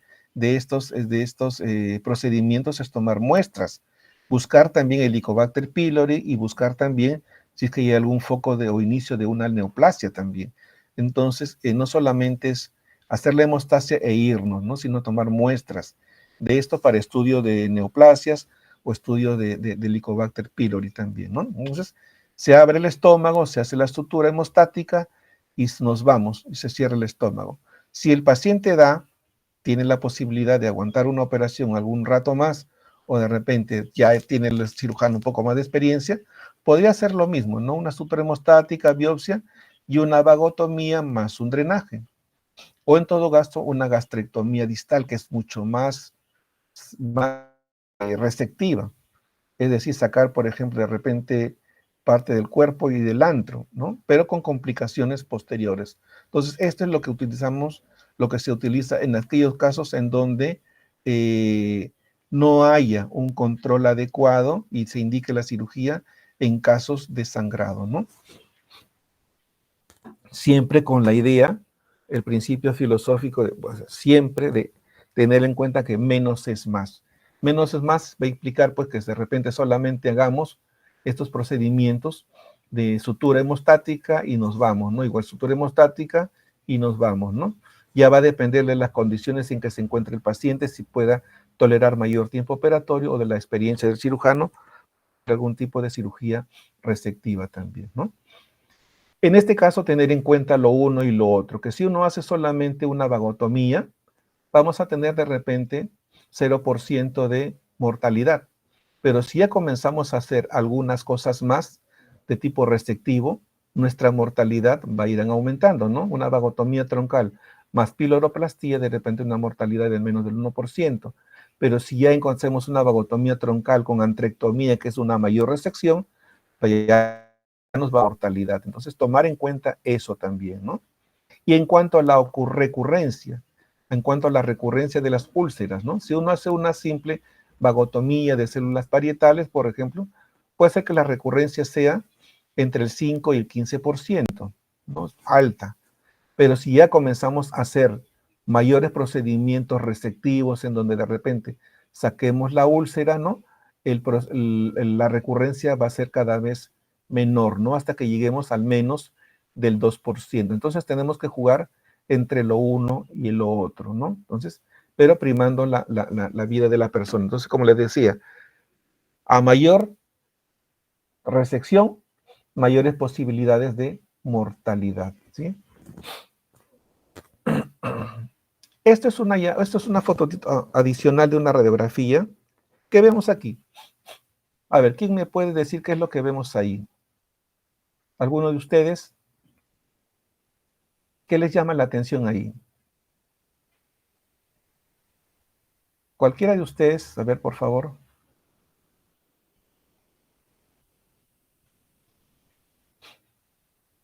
¿Qué ven en esta radiografía? Están ahí, chicos, ¿no? Neumoperitoneo. ¿Ya? Sí, neumoperitoneo. O hubo otra vocecita en segundo plano. ¿Qué dijo?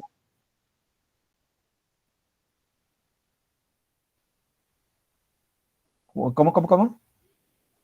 Elevación.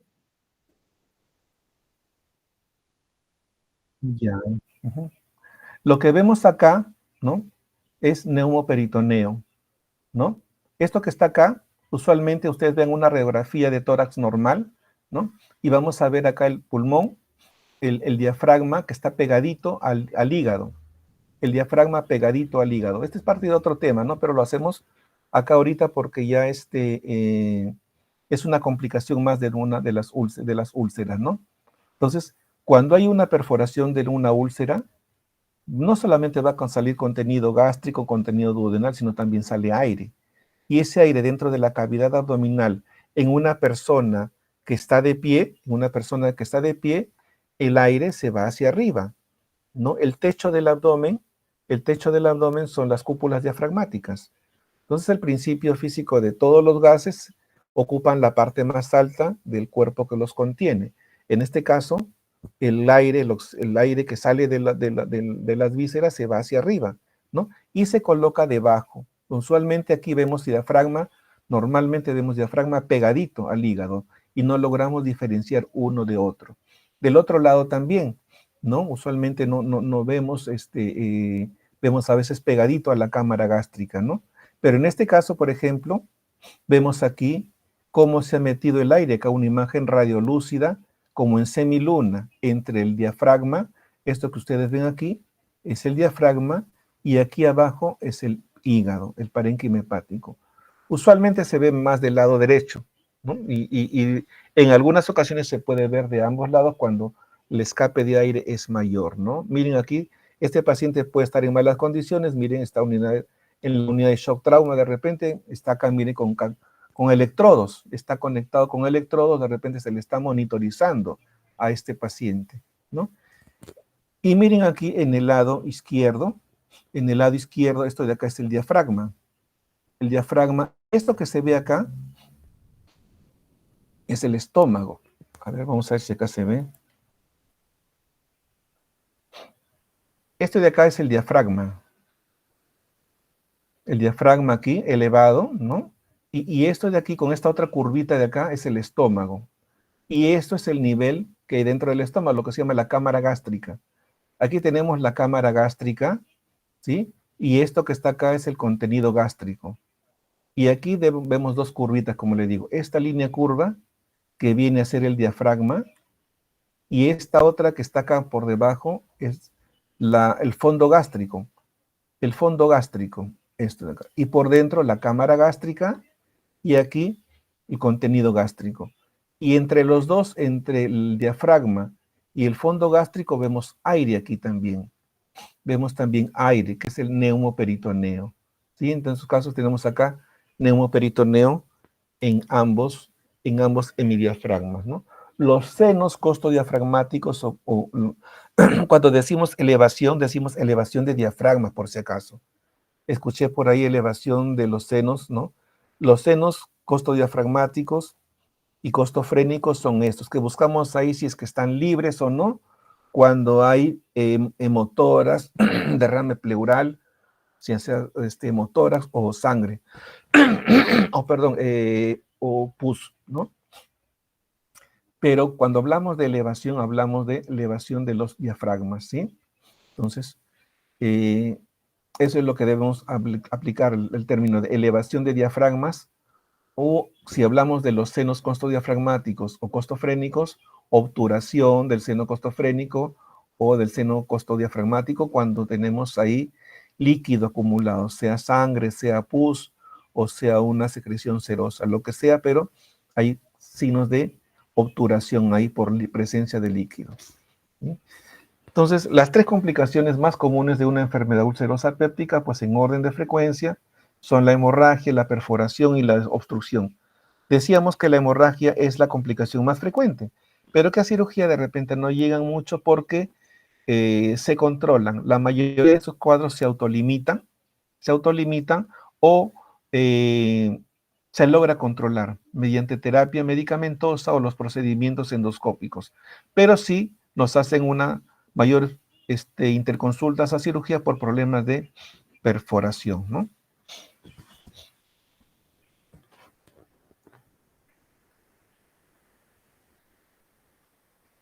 Bueno, acá tengo tres algoritmos que son larguitos, les voy a dejar allí, vamos a ver uno nada más, y los otros dos los vamos a dejar. De todas maneras, esta presentación se lo voy a dejar a la delegada para que lo tengan ustedes y lo vayan leyendo, ¿no? Pero vamos a hacer una sola porque esto ya sería de repente a veces un poquito tedioso para ustedes, pero vamos a ver solamente esta primera, ¿no? En casos que haya una hemorragia digestiva aguda, a veces se le puede colocar una sonda nasogástrica, como le decía, hay guías clínicas que ya están, no recomiendan el uso de sonda nasogástrica, ¿no?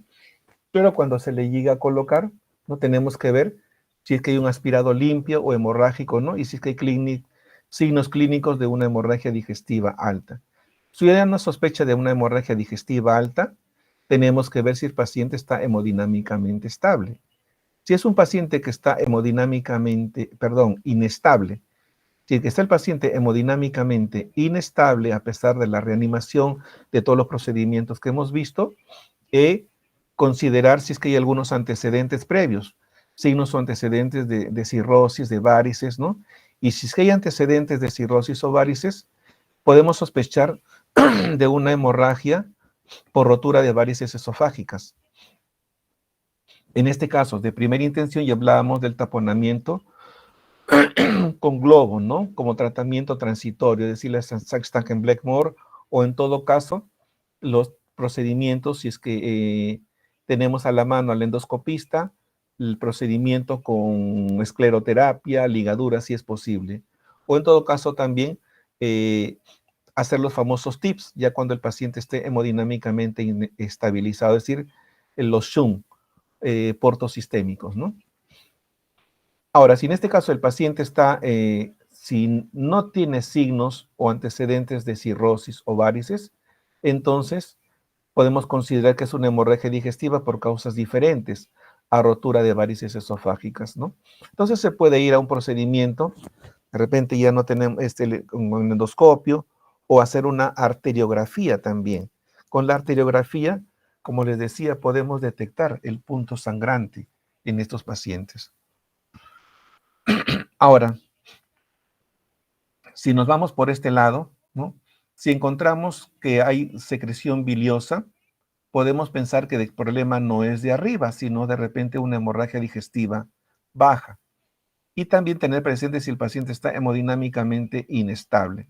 Si el paciente está hemodinámicamente inestable a pesar de la reanimación, entonces considerar la posibilidad quirúrgica, pero previamente una arteriografía o un procedimiento de embolización, si es posible, en el hospital en donde haya esto, pero no todos los hospitales tienen a la mano para hacer una arteriografía, o no todos los hospitales tienen sobre todo este procedimiento más sofisticado, que es una embolización arterial, ¿no? Porque requiere el aparato, requiere también médicos especialistas, médicos, lo que se llama actualmente radiología intervencionista, ¿no? Entonces, si está hemodinámicamente inestable, pues entonces considerar los procedimientos hasta la cirugía. Pero si está el paciente, si no está hemodinámicamente inestable, entonces, si no está hemodinámicamente inestable, pues se puede tomar una tomografía para considerar o ver si es una hemorragia digestiva alta o una hemorragia digestiva baja. Si es una hemorragia digestiva baja, pues preparar el intestino para hacer una colonoscopía.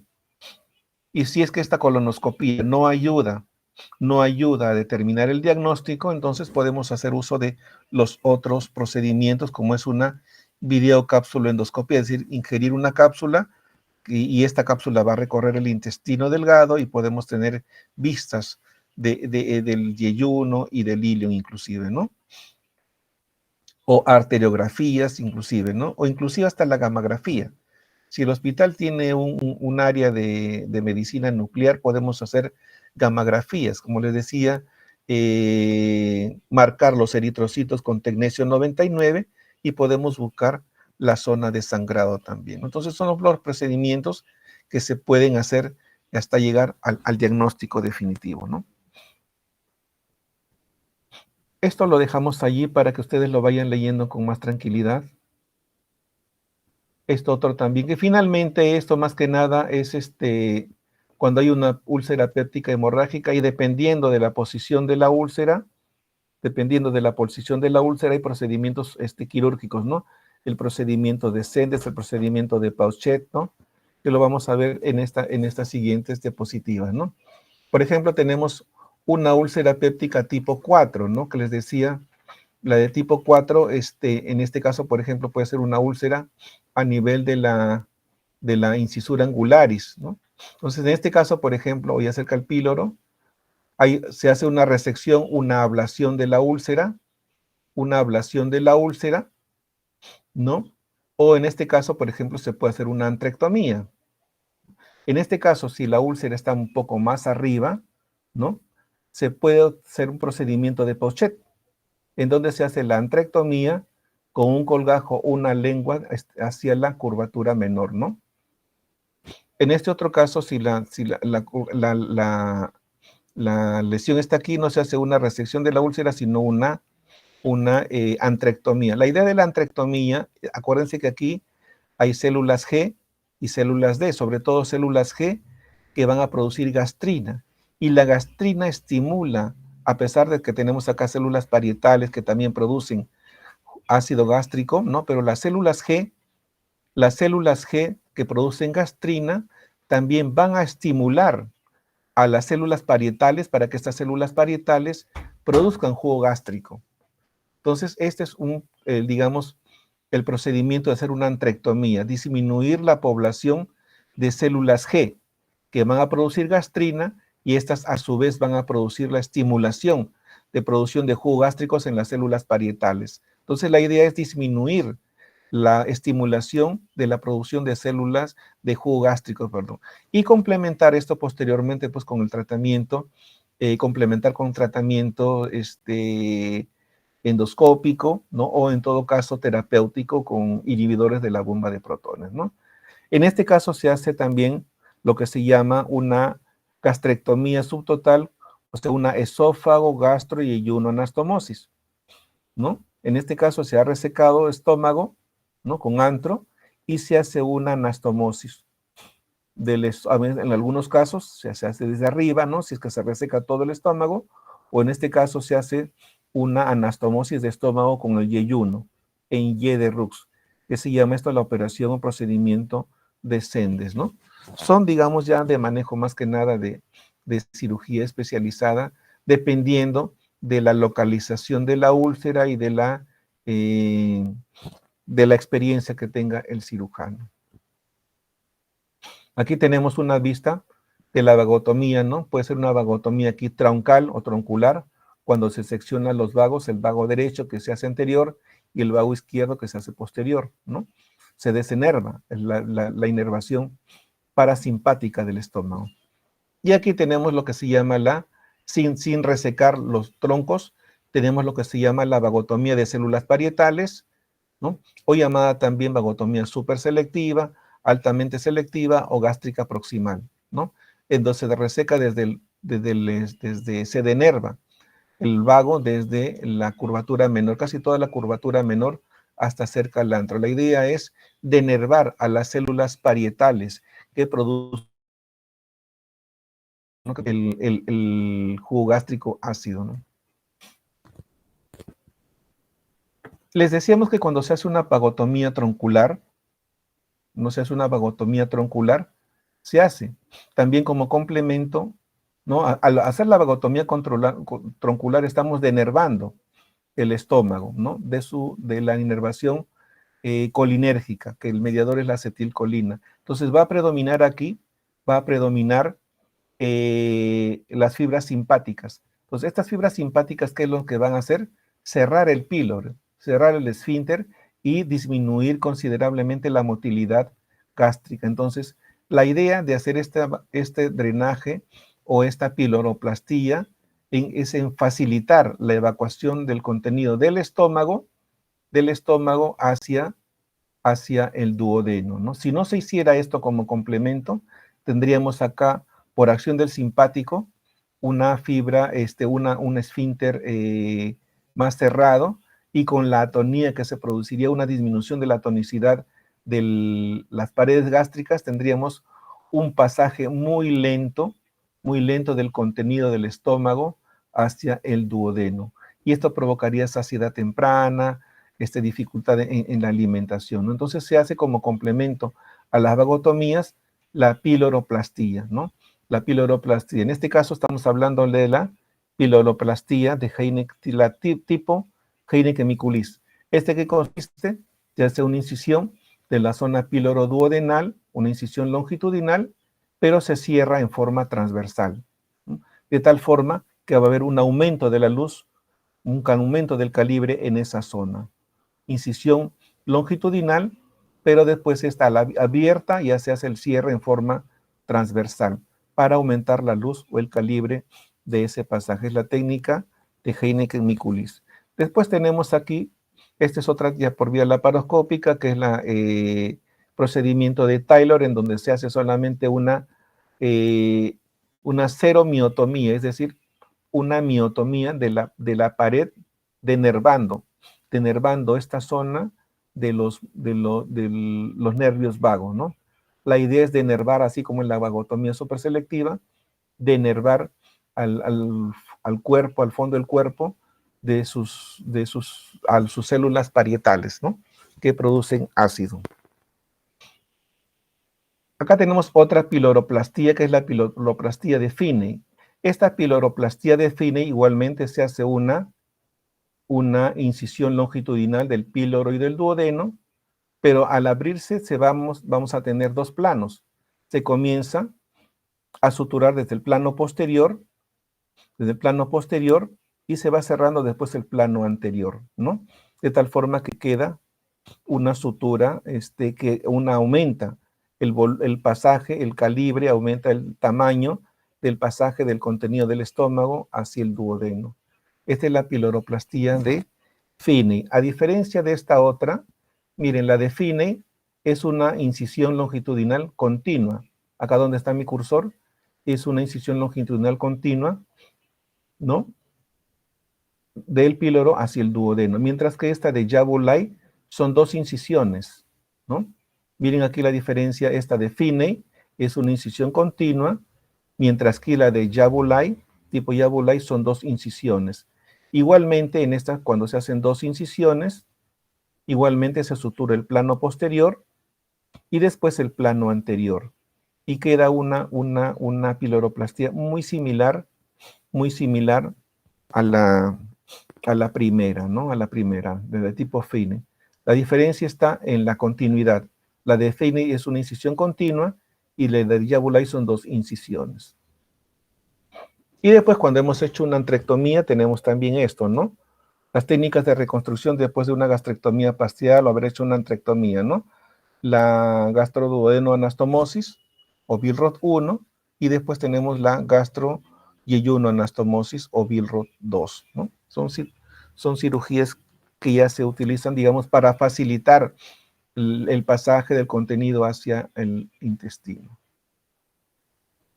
Esto, bueno, igual una Billroth 2, una gastroenteroanastomosis, no, acá no se ve bien, pero acá es una asa yeyunal que se está haciendo una anastomosis aquí, término lateral, ¿no? La parte que queda del estómago con el yeyuno, una cara lateral del yeyuno.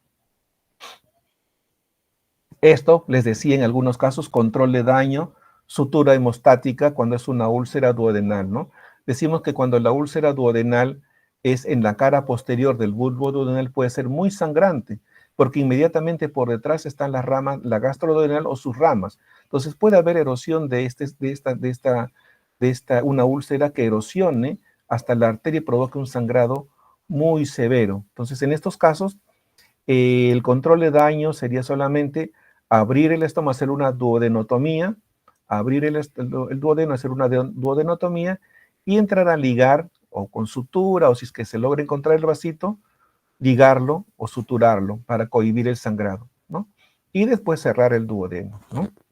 Esto es lo mínimamente posible, lo que es decir, menos es más, ¿no? O sea, solamente el control de daño sin llegar a hacer una cirugía resectiva.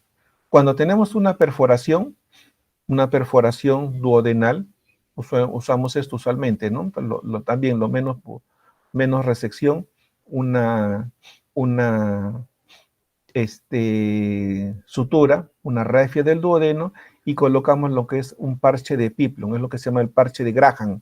Es un parche de Piplon, es como, acuérdense que cuando uno ve una apendicitis, una colecitis, hablamos a veces de plastrón apendicular, plastrón vesicular o en una diverticulitis, plastrón diverticular. Eso que implica que el epiplon se adhiere rápidamente a estos órganos para controlar el proceso, en alguna forma rodear el proceso.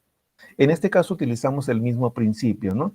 Si acá hay una zona cruenta y estamos cerrando la perforación, le colocamos un parche para facilitar que este parche se pegue a esto y en alguna forma ayude a cerrar, a cicatrizar y evitar el escape a través de esta anastomosis de contenido intestinal, ¿no? Es el famoso epipoplastía o parche de Graham, que se coloca encima de la sutura. Puede ser también encima del estómago también, ¿no? Entramos ya aquí ahora a lo que es la hemorragia digestiva baja, ¿no? Ya decíamos temprano que es toda hemorragia que se presenta por debajo del ángulo de Treis, ¿no? Y la inmensa mayoría provienen del colon, casi el 95% de esas hemorragias digestivas provienen del colon, ¿no? Y varía desde un sangrado anorrectal leve a un sangrado masivo, que es una hematoquesia de gran volumen, ¿no? Y es más frecuente verlo esto en hombres, ¿no? La hemorragia digestiva baja con shock u ortostatismo generalmente se presenta en menos del 20% de los casos y que el menos del 40% tal vez requieran transfusión sanguínea. Lo importante aquí y lo bueno es que la inmensa mayoría de estos cuadros se autolimitan. Es decir, casi el 85% de estos casos se autolimitan y es un porcentaje mínimo el que pueda llegar inclusive a una cirugía, porque previo a la cirugía debemos considerar también que así como en la hemorragia digestiva alta hay procedimientos endoscópicos, angiográficos o de embolización, lo mismo también ocurre con la hemorragia digestiva baja, ¿no? Previo, a pesar de que hay la naturaleza autolimita estas hemorragias, pero también tenemos procedimientos previos hasta llegar a la cirugía, ¿no? La mortalidad hospitalaria sí puede ser de menos del 4%, ¿no? Tener en consideración la edad de los pacientes. Cuando es menos de 50 años, ¿no? Las causas más comunes son colitis infecciosas, puede haber enfermedades anorrectales, hemorroides, fisuras, que puedan sangrar, ¿no? O enfermedad inflamatoria intestinal como el Crohn o la colitis ulcerativa. En pacientes adultos mayores predomina básicamente la diverticulosis. Decíamos temprano también que si bien los divertículos son más frecuentes o en mayor cantidad en el hemicolon izquierdo, colon descendente y sobre todo en el sigmoides, a pesar que hay mayor cantidad, pero sangran más los que están en el lado derecho, en el colon ascendente. Entonces, la mayoría de estas hemorragias digestivas en adultos mayores provienen de un divertículo en el lado derecho, ¿no? Podemos encontrar también angioectasias, neoplasias o colitis isquémica. Acuérdense que los adultos mayores ya pueden tener problemas de arteriosclerosis, una mala circulación y en algún momento pueden hacer problemas de isquemia por trombosis o arteriosclerosis, se tampan las arterias y vienen estos problemas, ¿no? Puede haber proctitis por radiación, pacientes que han sido sometidos a radioterapia, ¿no? Que de alguna forma hacen una proctitis y que estas pueden erosionarse y sangrarse. La isquemia mesentérica también puede ser causa de hemorragia digestiva baja, ¿no? Y hay un porcentaje de 20% que a veces no se logra encontrar la causa y pues a veces como se autolimitan solas, se detiene el sangrado, pero no se llegó a encontrar la verdadera causa. Entre los síntomas, básicamente, o los signos que podemos ver más que nada, el color de la deposición, ¿no? Si estas son deposiciones marrones mezcladas con rasgos de sangre, entremezcladas con rasgos de sangre, podríamos suponer que puede venir del ano o del recto sigmoides, ¿no? Si es un sangrado rojo en mayor cantidad, ¿no? Hay que buscar a nivel del colon. A nivel del colon, si de repente viene coágulos en algún momento sin las deposiciones, si vienen coágulos, entonces pensar en que puede ser un poquito más arriba, ¿no? Ahora, si es que estas deposiciones vienen entremezcladas con sangre oscura, a veces dicen color mazamorra morada, ¿no? Entonces pensar de repente que el problema pueda venir de un poco más arriba, ¿no? Del colon derecho o del intestino delgado, ¿no? Y si las deposiciones vienen negras, pensar en que estamos ante melena y que pueda tratarse de una hemorragia digestiva alta. También decíamos temprano que entre la hematoquesia y la melena, si bien la melena es sugestivo de una hemorragia digestiva alta, pero si es un sangrado de hemorragia digestiva baja y que tenemos un tránsito intestinal lento, esto puede transformarse en melena. Igualmente, si tenemos una hemorragia digestiva alta, que suele traducirse esto en melena, pero si el tránsito intestinal está acelerado, en una hemorragia digestiva alta, si el tránsito intestinal está acelerado, entonces no va a haber tiempo para que esta hemoglobina se degrade, se forme hematina, se oscurezca, entonces podríamos tener una deposición tipo hematoquesia, que nos puede hacer confundir también en una hemorragia digestiva baja. Entonces aquí ya veremos los síntomas asociados también a este tipo de hemorragia, ¿no? 10% de los pacientes con hematoquesia, les decía, pueden tener una hemorragia digestiva alta, ¿no? Generalmente son pacientes inestables y con hemorragia masiva. Acuérdense que la sangre provoca una estimulación del peristaltismo. Entonces, una hemorragia masiva a nivel alto y estimulando el peristaltismo, es probable que tengamos signos de hematoquesia en el 10% de los casos, ¿no? En estos sangrados de hemorragia digestiva baja, sobre todo de enfermedad diverticular del lado derecho, cursan sin dolor. Es decir, el paciente no va a tener cólicos, no va a tener tenesmo, simplemente hizo una deposición o de repente le vino coágulos con sangre, sin un aviso previo, ¿no? Pero si es una diarrea sanguinolenta asociada a dolor, calambres abdominales, ¿no? Con urgencia o tenesmo rectal, ya esto nos va a hacer sugerir de repente la posibilidad de una enfermedad inflamatoria intestinal, una colitis infecciosa o una colitis isquémica, ¿no? Hay que tener cuidado aquí, no solamente considerar el sangrado, sino también los síntomas que puedan tener el paciente, si es que viene con dolor o viene sin dolor, ¿no? Ahora, una alteración en el hábito intestinal con una anemia ferropénica, un paciente con una pérdida de peso, vemos un paciente adelgazado con un síndrome consuntivo o una baja de peso en poco tiempo, entonces considerar la posibilidad de que podamos estar ante una neoplasia que esté sangrando también, ¿no? Aquí, esta tablita se la dejamos con diferentes causas de hemorragia digestiva baja, ¿no? Sobre todo hemorragias del colon, ¿no? A la cabeza, las enfermedades diverticular, después tenemos problemas anorrectales, problemas isquémicos, neoplasias, colitis infecciosas, pospolipectomía también. Se puede haberse hecho un procedimiento de una polipectomía endoscópica, también podría sangrar este rezago de pólipos que se han extirpado, ¿no? Puede haber una enfermedad inflamatoria intestinal, angiodisplasias, colitis o proctitis por radiación, ¿no? Y en esto hablamos acá de un 25% de las hemorragias digestivas son del colon, de las hemorragias digestivas bajas, el 95% provienen del colon, mientras que el resto, un bajo porcentaje, 5% pueden venir del intestino delgado. Hablamos de angiodisplasias, erosiones o úlceras, ¿no?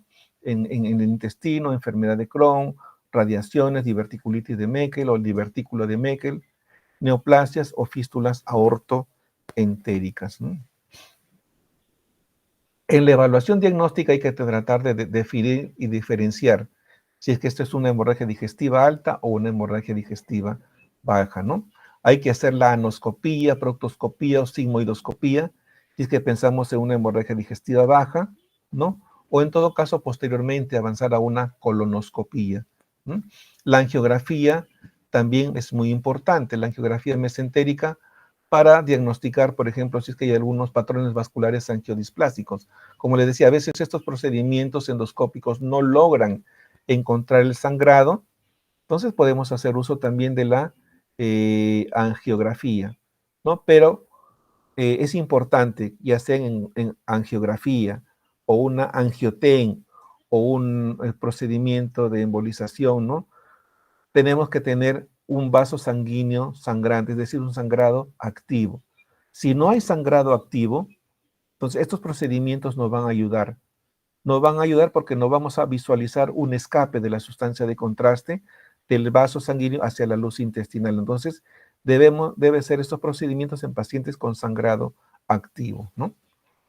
Como le decía, un angioten puede detectar velocidades de hemorragia tan bajas como 0.3 mililitros por minuto. O sea, es confiable estos estudios cuando la endoscopía no logra determinar el sangrado, ¿no? Un scan nuclear, estamos hablando de una gamma fría, en donde a los glóbulos rojos se les etiqueta o se les marca con tecnesio 99, que nos va a decir más o menos de dónde es el sangrado. Si bien no va a determinar el vasito específico, pero sí la zona o la región donde está sangrando para dirigir posteriormente esos estudios de imágenes de angiografía, angioten, y poder visualizar el foco sanguinolento, ¿no? La cápsula endoscópica es un procedimiento muy importante. Decíamos que antiguamente la endoscopía digestiva alta llega casi al duodeno, la endoscopía digestiva alta, que estamos hablando, el colonoscopio, puede llegar hasta el ciego y en algunos casos el endoscopista con experiencia puede ingresar un poquito a través de la válvula ileocecal hacia el ilio, pero más arriba ya no. Entonces había un espacio ciego, un espacio oscuro que no podíamos definir qué estaba pasando en el yeyunum o qué estaba pasando en el ilium. Entonces, ya la tecnología que avanza rápidamente, tenemos actualmente lo que es la cápsula endoscópica. Es una capsulita de unos 2 centímetros que el paciente ingiere más o menos y tiene una camarita que nos va registrando el progreso, nos manda imágenes a un monitor y nos va registrando el progreso de de la cápsula endoscópica y detectando si es que hay lesiones o no, ¿no? Pero solamente es de indicación de diagnóstica, no es terapéutica. No, sin embargo, ya tenemos actualmente también, no todos los hospitales lo tienen seguramente, ¿no? Lo que es el enteroscopio. Les decía temprano también que ustedes ya han llevado gastroenterología, ya les han hablado seguramente de este tipo de procedimiento que es la enteroscopía. Es un procedimiento, un aparato que también ingresa al tubo digestivo, pero ya nos permite evaluar cómo está el yeyuno, cómo está el ilion. Y no solamente diagnosticar, sino a través de este enteroscopio también hacer procedimientos. Los mismos procedimientos que se hacen en endoscopía digestiva alta o baja, ¿no? Si es que hay alguna angiodisplasia, un vasito por ahí sangrante, pues aplicar adrenalina, aplicar alcohol absoluto, o de repente termocoagulación o argón plasma, lo que sea, pero ya nos ayuda actualmente a hacer estos procedimientos, ¿no? Y en algunos casos también lo que es la angioten o enterografía por tomografía, ¿no? O enterografía por resonancia magnética. Les decíamos que a veces estos estudios de tomografía, resonancia, les podemos pedir ya no solamente las placas que usualmente vemos en tomografía, la placa coronal, axial o sagital, sino podemos pedir reconstrucciones tridimensionales en donde podamos ver mejor en forma tridimensional las estructuras anatómicas. Entonces, actualmente eso es posible también, como le digo, pero en hospitales pues que lo tienen, ¿no? Y la colonoscopía básico, ¿no? La colonoscopía en sangrado agudo de gran volumen que requieren hospitalización, ¿no? En pacientes inestables con signos de sangrado activo durante la preparación intestinal de la primera a segunda hora de tener purgado el intestino. Es decir, si es un paciente hemodinámicamente inestable, usualmente pues uno dice, no, una endoscopía dentro de las primeras 24 horas, es un sangrado moderado, el paciente está más o menos estable de repente, ¿no? Pero es un paciente, si es un paciente hemodinámicamente inestable, que hay un sangrado activo, que no responde de repente a este tratamiento inicial, no vamos a esperar 12, 13, 14 horas para hacer una endoscopía. Tenemos que hacerle la endoscopía lo más rápidamente posible dentro de las primeras horas, 1 o 2 horas después, de haberle en alguna forma compensado hemodinámicamente, porque si no cerramos el caño, a veces decimos, ¿no? Si no cerramos el caño, el paciente va a seguir sangrando. Es decir, así esté hemodinámicamente inestable, lo tratamos de estabilizar un poquito al paciente, pero sí o sí, sigue sangrando, tenemos que entrar con el endoscopio a buscar el foco. Y esto nos va a ayudar no solamente a buscar, sino de repente también a detener el sangrado. Detener el sangrado que nos va a ahorrar horas de horas hasta ver que su hemoglobina suba, hasta ver que el paciente esté hemodinámicamente estable. Entonces, tener en cuenta esto, ¿sí? Este es otro algoritmo también que se los voy a dejar ahí, igual que es muy similar, ¿no? Para que lo vayan leyendo con detenimiento con respecto al proceso que se debe realizar cuando es una hemorragia digestiva baja aguda. Las hemorragias se pueden catalogar en hemorragia digestiva leve, grave o masiva, ¿no? Leve cuando el paciente está hemodinámicamente estable, por lo general pueden ser evaluados por pacientes ambulatorios, ¿no? La causa más frecuente en las hemorragias digestivas leves son lesiones anorrectales, ¿no? Hemorroides que el paciente no viene por emergencia, a veces porque recién sangró por primera vez, le fastidia, se asusta, ¿no? O viene por consultorio externo preparándose para una cirugía electiva, ¿no? Son sangrados leves que no producen una alteración hemodinámica, ¿no? O una fisura también. Aunque hay casos en donde hay la enfermedad inflamatoria crónica, colitis infecciosas o algunas malformaciones arteriovenosas, pólipos o el cáncer mismo que también puede ser posible que tengan estas fuentes de hemorragia digestiva leve que no produzcan ninguna alteración hemodinámica, ¿no? Se habla de una hemorragia digestiva grave cuando ya está asociado a cierta inestabilidad hemodinámica. Hay alteraciones en el estado mental del paciente y de repente requiera ya que se le administren 2 o más unidades de sangre. Y hablamos de una hemorragia masiva cuando un paciente requiere ya mucho más volumen de sangre, y es un paciente que no se está en buenas condiciones y que es muy probable que termine en alguna cirugía, ¿no? ¿En qué casos se puede considerar una hemorragia que pueda tener una alta posibilidad de recurrencia? Cuando sea una hemorragia activa, que se encuentre un vaso visible o un coágulo adherido que no se pueda desprender, ¿no? A veces uno dice, no se puede desprender el coágulo, entonces hay que tener cuidado porque no se puede desprender el coágulo, pero en algún momento uno a veces manipula y no se desprende, ¿no? Pero si posteriormente ya uno se desprende, puede venir un sangrado. Es como cuando uno se saca una costra. Tiene una herida en la piel y de repente se le ocurre sacarse la costra, ¿qué va a pasar? Va a sangrar eso, ¿no? O va a estar la herida fresquita ahí con riesgo a que eso sangre. Lo mismo puede pasar en unas hemorragias digestivas bajas también. Un coágulo que se pueda desprender de un momento a otro puede desencadenar otra vez un sangrado, ¿no? ¿Y qué procedimientos endoscópicos podemos hacer, no? En la polipectomía, si encontramos un pólipo sangrante, también es posible, ¿no? Polipectomía, podemos administrar, inyectar adrenalina sobre la zona del vaso para provocar una vasoconstricción y cohibir el sangrado. La coagulación térmica, el contacto directo con energía monopolar.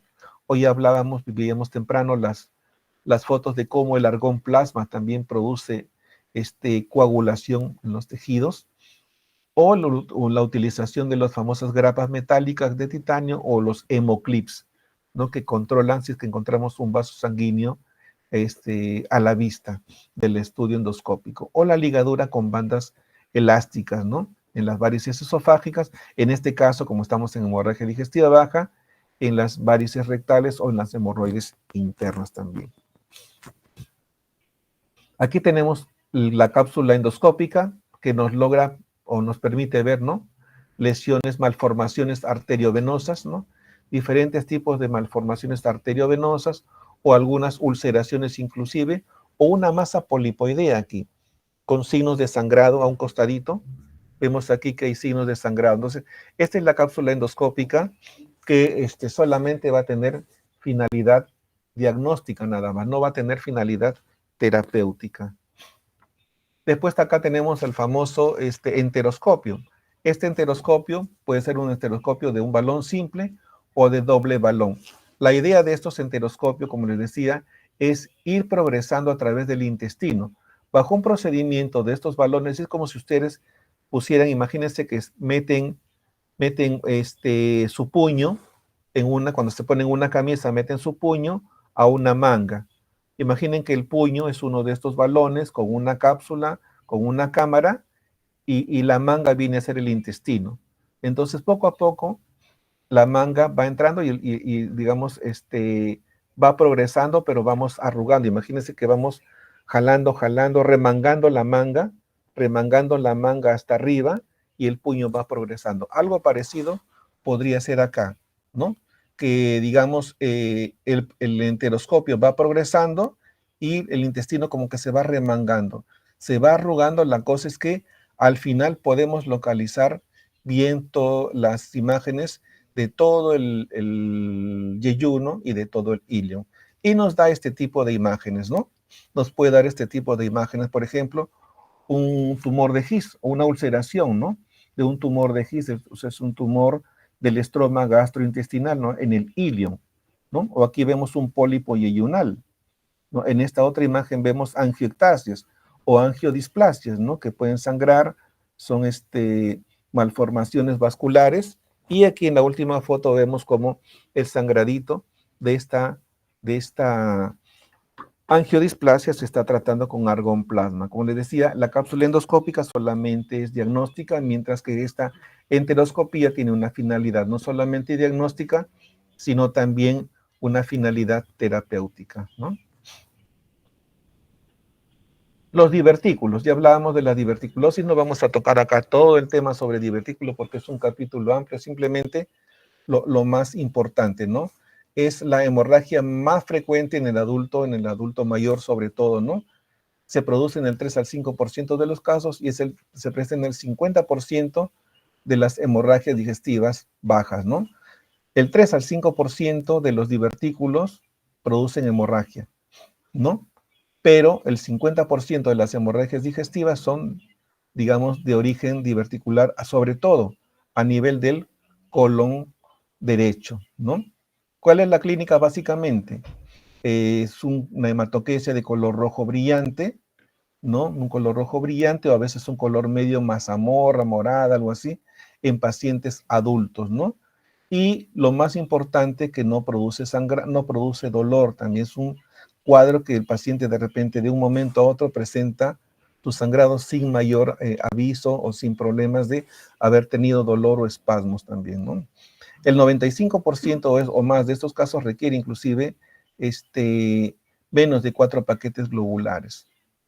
Y se autolimitan, inclusive sangran, pero se autolimitan en el 80% de los casos. Entonces, a pesar de que es la hemorragia digestiva más frecuente en adultos mayores, hemorragia digestiva baja, pero el 80% de estos casos se autolimitan, con una recurrencia de más o menos el 25%.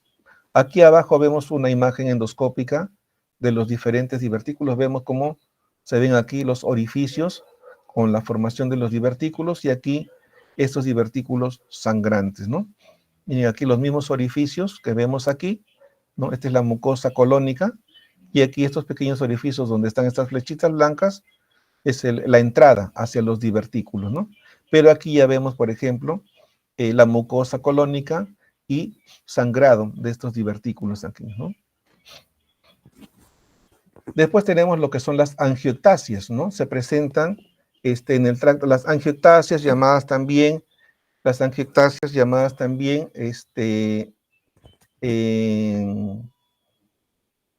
angiodisplasias o malformaciones arteriovenosas, ¿no? Estas angiectasias o malformaciones arteriovenosas también son causas de hemorragia digestiva, ¿no? Vemos aquí en estas imágenes, ¿no? Son como pequeñas, como arbolitos, como si estuviera uno viendo un árbol desde arriba, ¿no? Como pequeñas malformaciones o acúmulos de vasos sanguíneos, no hemangiomas, sino esto, el hemangioma es un tumor. Aquí son angiodisplasias en forma plana, ¿no? Que pueden provocar sangrado en algún momento. En esta última lámina vemos, en esta última foto, cómo se está coagulando una hemorragia por una angiectasia, ¿no? Y también importante que es indolora, ¿no? Al igual que los divertículos, en este caso es una hemorragia indolora. Vemos aquí, miren, estas malformaciones arteriales o vasculares, ¿no? Que se forman son las angiodisplasias, llamadas también malformaciones arteriovenosas o angioectasias, ¿no? Como les decía, es como si uno estuviera viendo un árbol desde arriba, desde un dron. Imagínense, están viendo un árbol, así se ven estas imágenes vasculares, que en algún momento pueden sangrar, ¿no? La mayoría de angioectasias son lesiones degenerativas que derivan de la contracción crónica de la mucosa colónica, se dice, ¿no? Las telangiectasias pueden ser congénitas, por ejemplo, las telangiectasias hemorrágicas hereditarias o las relacionadas a desórdenes autoinmunes. Hay pacientes con esclerodermia que cursan también con estos problemas de hemorragias digestivas bajas por angioectasias, ¿no?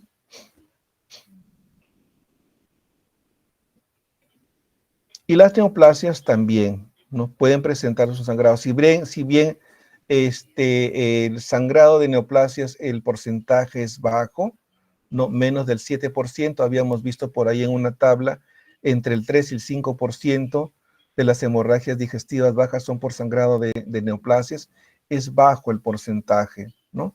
Pueden ser pólipos benignos o pueden ser carcinomas también, que producen sangre oculta, a veces no se logra encontrar el foco hemorrágico, ¿no? O puede ser una hematoquesia, que el paciente esté presentando de vez en cuando estos sangrados también, ¿no? En algunos casos es el inicio, digamos, una complicación, el paciente no haya tenido muchas molestias o ninguna molestia y debutan, estos problemas neoplásicos muchas veces debutan con sangrado, ¿no? Y uno cuando hace una endoscopía se encuentra pues que el carcinoma de repente está avanzado, ¿no? O de repente a veces también hemos visto en el hospital pacientes que no tenían ninguna molestia, no había habido antecedentes de sangrado y que llegan con obstrucción intestinal. Cuando se operan se encuentra una neoplasia en la zona colorectal, ¿no? Debutan con una obstrucción también, ¿no? Entonces no ha habido muchas molestias en estos casos, ¿no? Los tumores GIST, el tumor del estroma gastrointestinal, también con mayor frecuencia en el estómago, en el intestino delgado, pero también puede afectar en algunos casos el colon también. De todas las neoplasias son más frecuentes las que encontramos en el colon. Es poco frecuente ver neoplasias a nivel del intestino delgado, no son habituales. Se encuentran, sí, hay linfomas también, o hemangiomas, pero es poco frecuente. De todas las neoplasias entre el intestino delgado y el intestino grueso predominan más las del intestino grueso, sobre todo las de tipo colorectal, ¿no?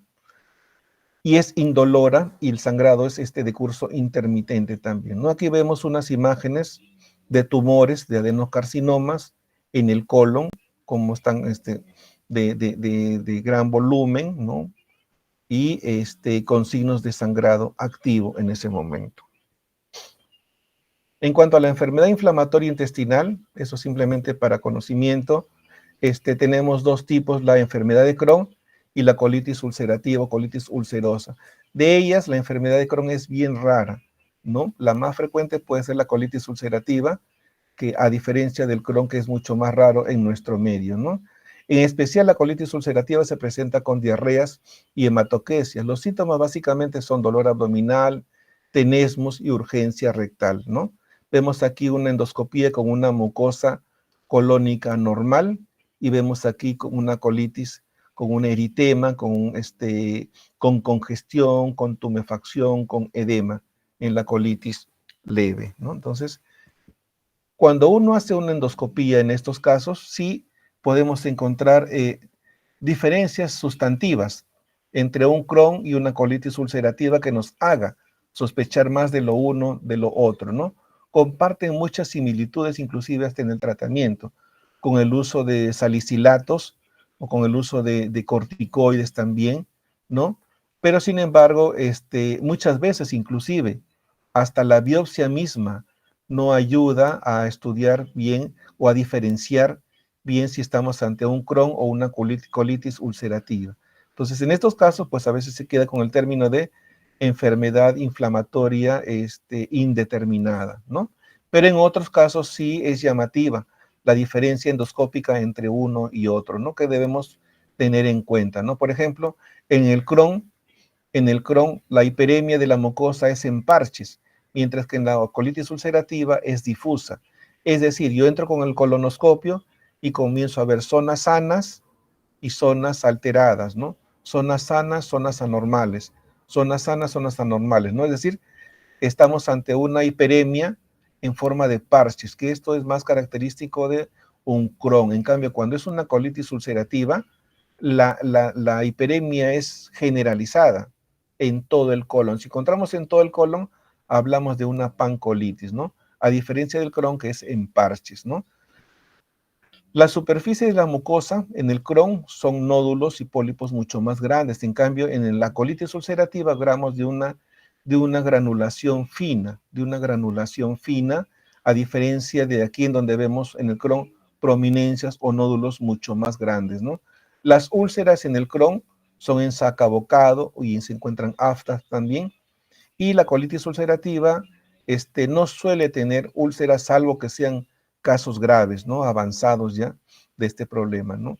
La afectación rectal se presenta más en la colitis ulcerativa, en el 95% de los casos, a diferencia del Crohn, en donde solamente se presenta en el 50% de los casos, ¿no?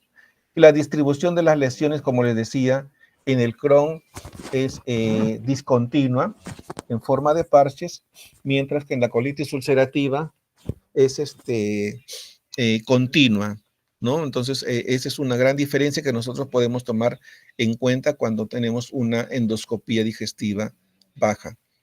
En el Crohn podemos encontrar también estrechez o alteración del ilion terminal. En cambio, en la colitis ulcerativa la estrechez es infrecuente, ¿no? Y en el 10% solamente puede haber una ileitis por reflujo, ¿no? Los pseudopólipos los pseudopólipos son infrecuentes en la enfermedad de Crohn, mientras que en la colitis ulcerativa sí es un poco más frecuente. Entonces tenemos aquí algunas diferencias de tipo endoscópico que nos pueden hacer pensar más en lo uno o en lo otro, ¿no? ¿Y en qué caso llega la colitis ulcerativa de repente a requerir una cirugía grande? No cuando tenemos una hemorragia masiva o encontramos ya un paciente con un megacolon tóxico o una colitis fulminante que no responda al tratamiento médico. En estos pacientes, pues, el reposo es importante, el reposo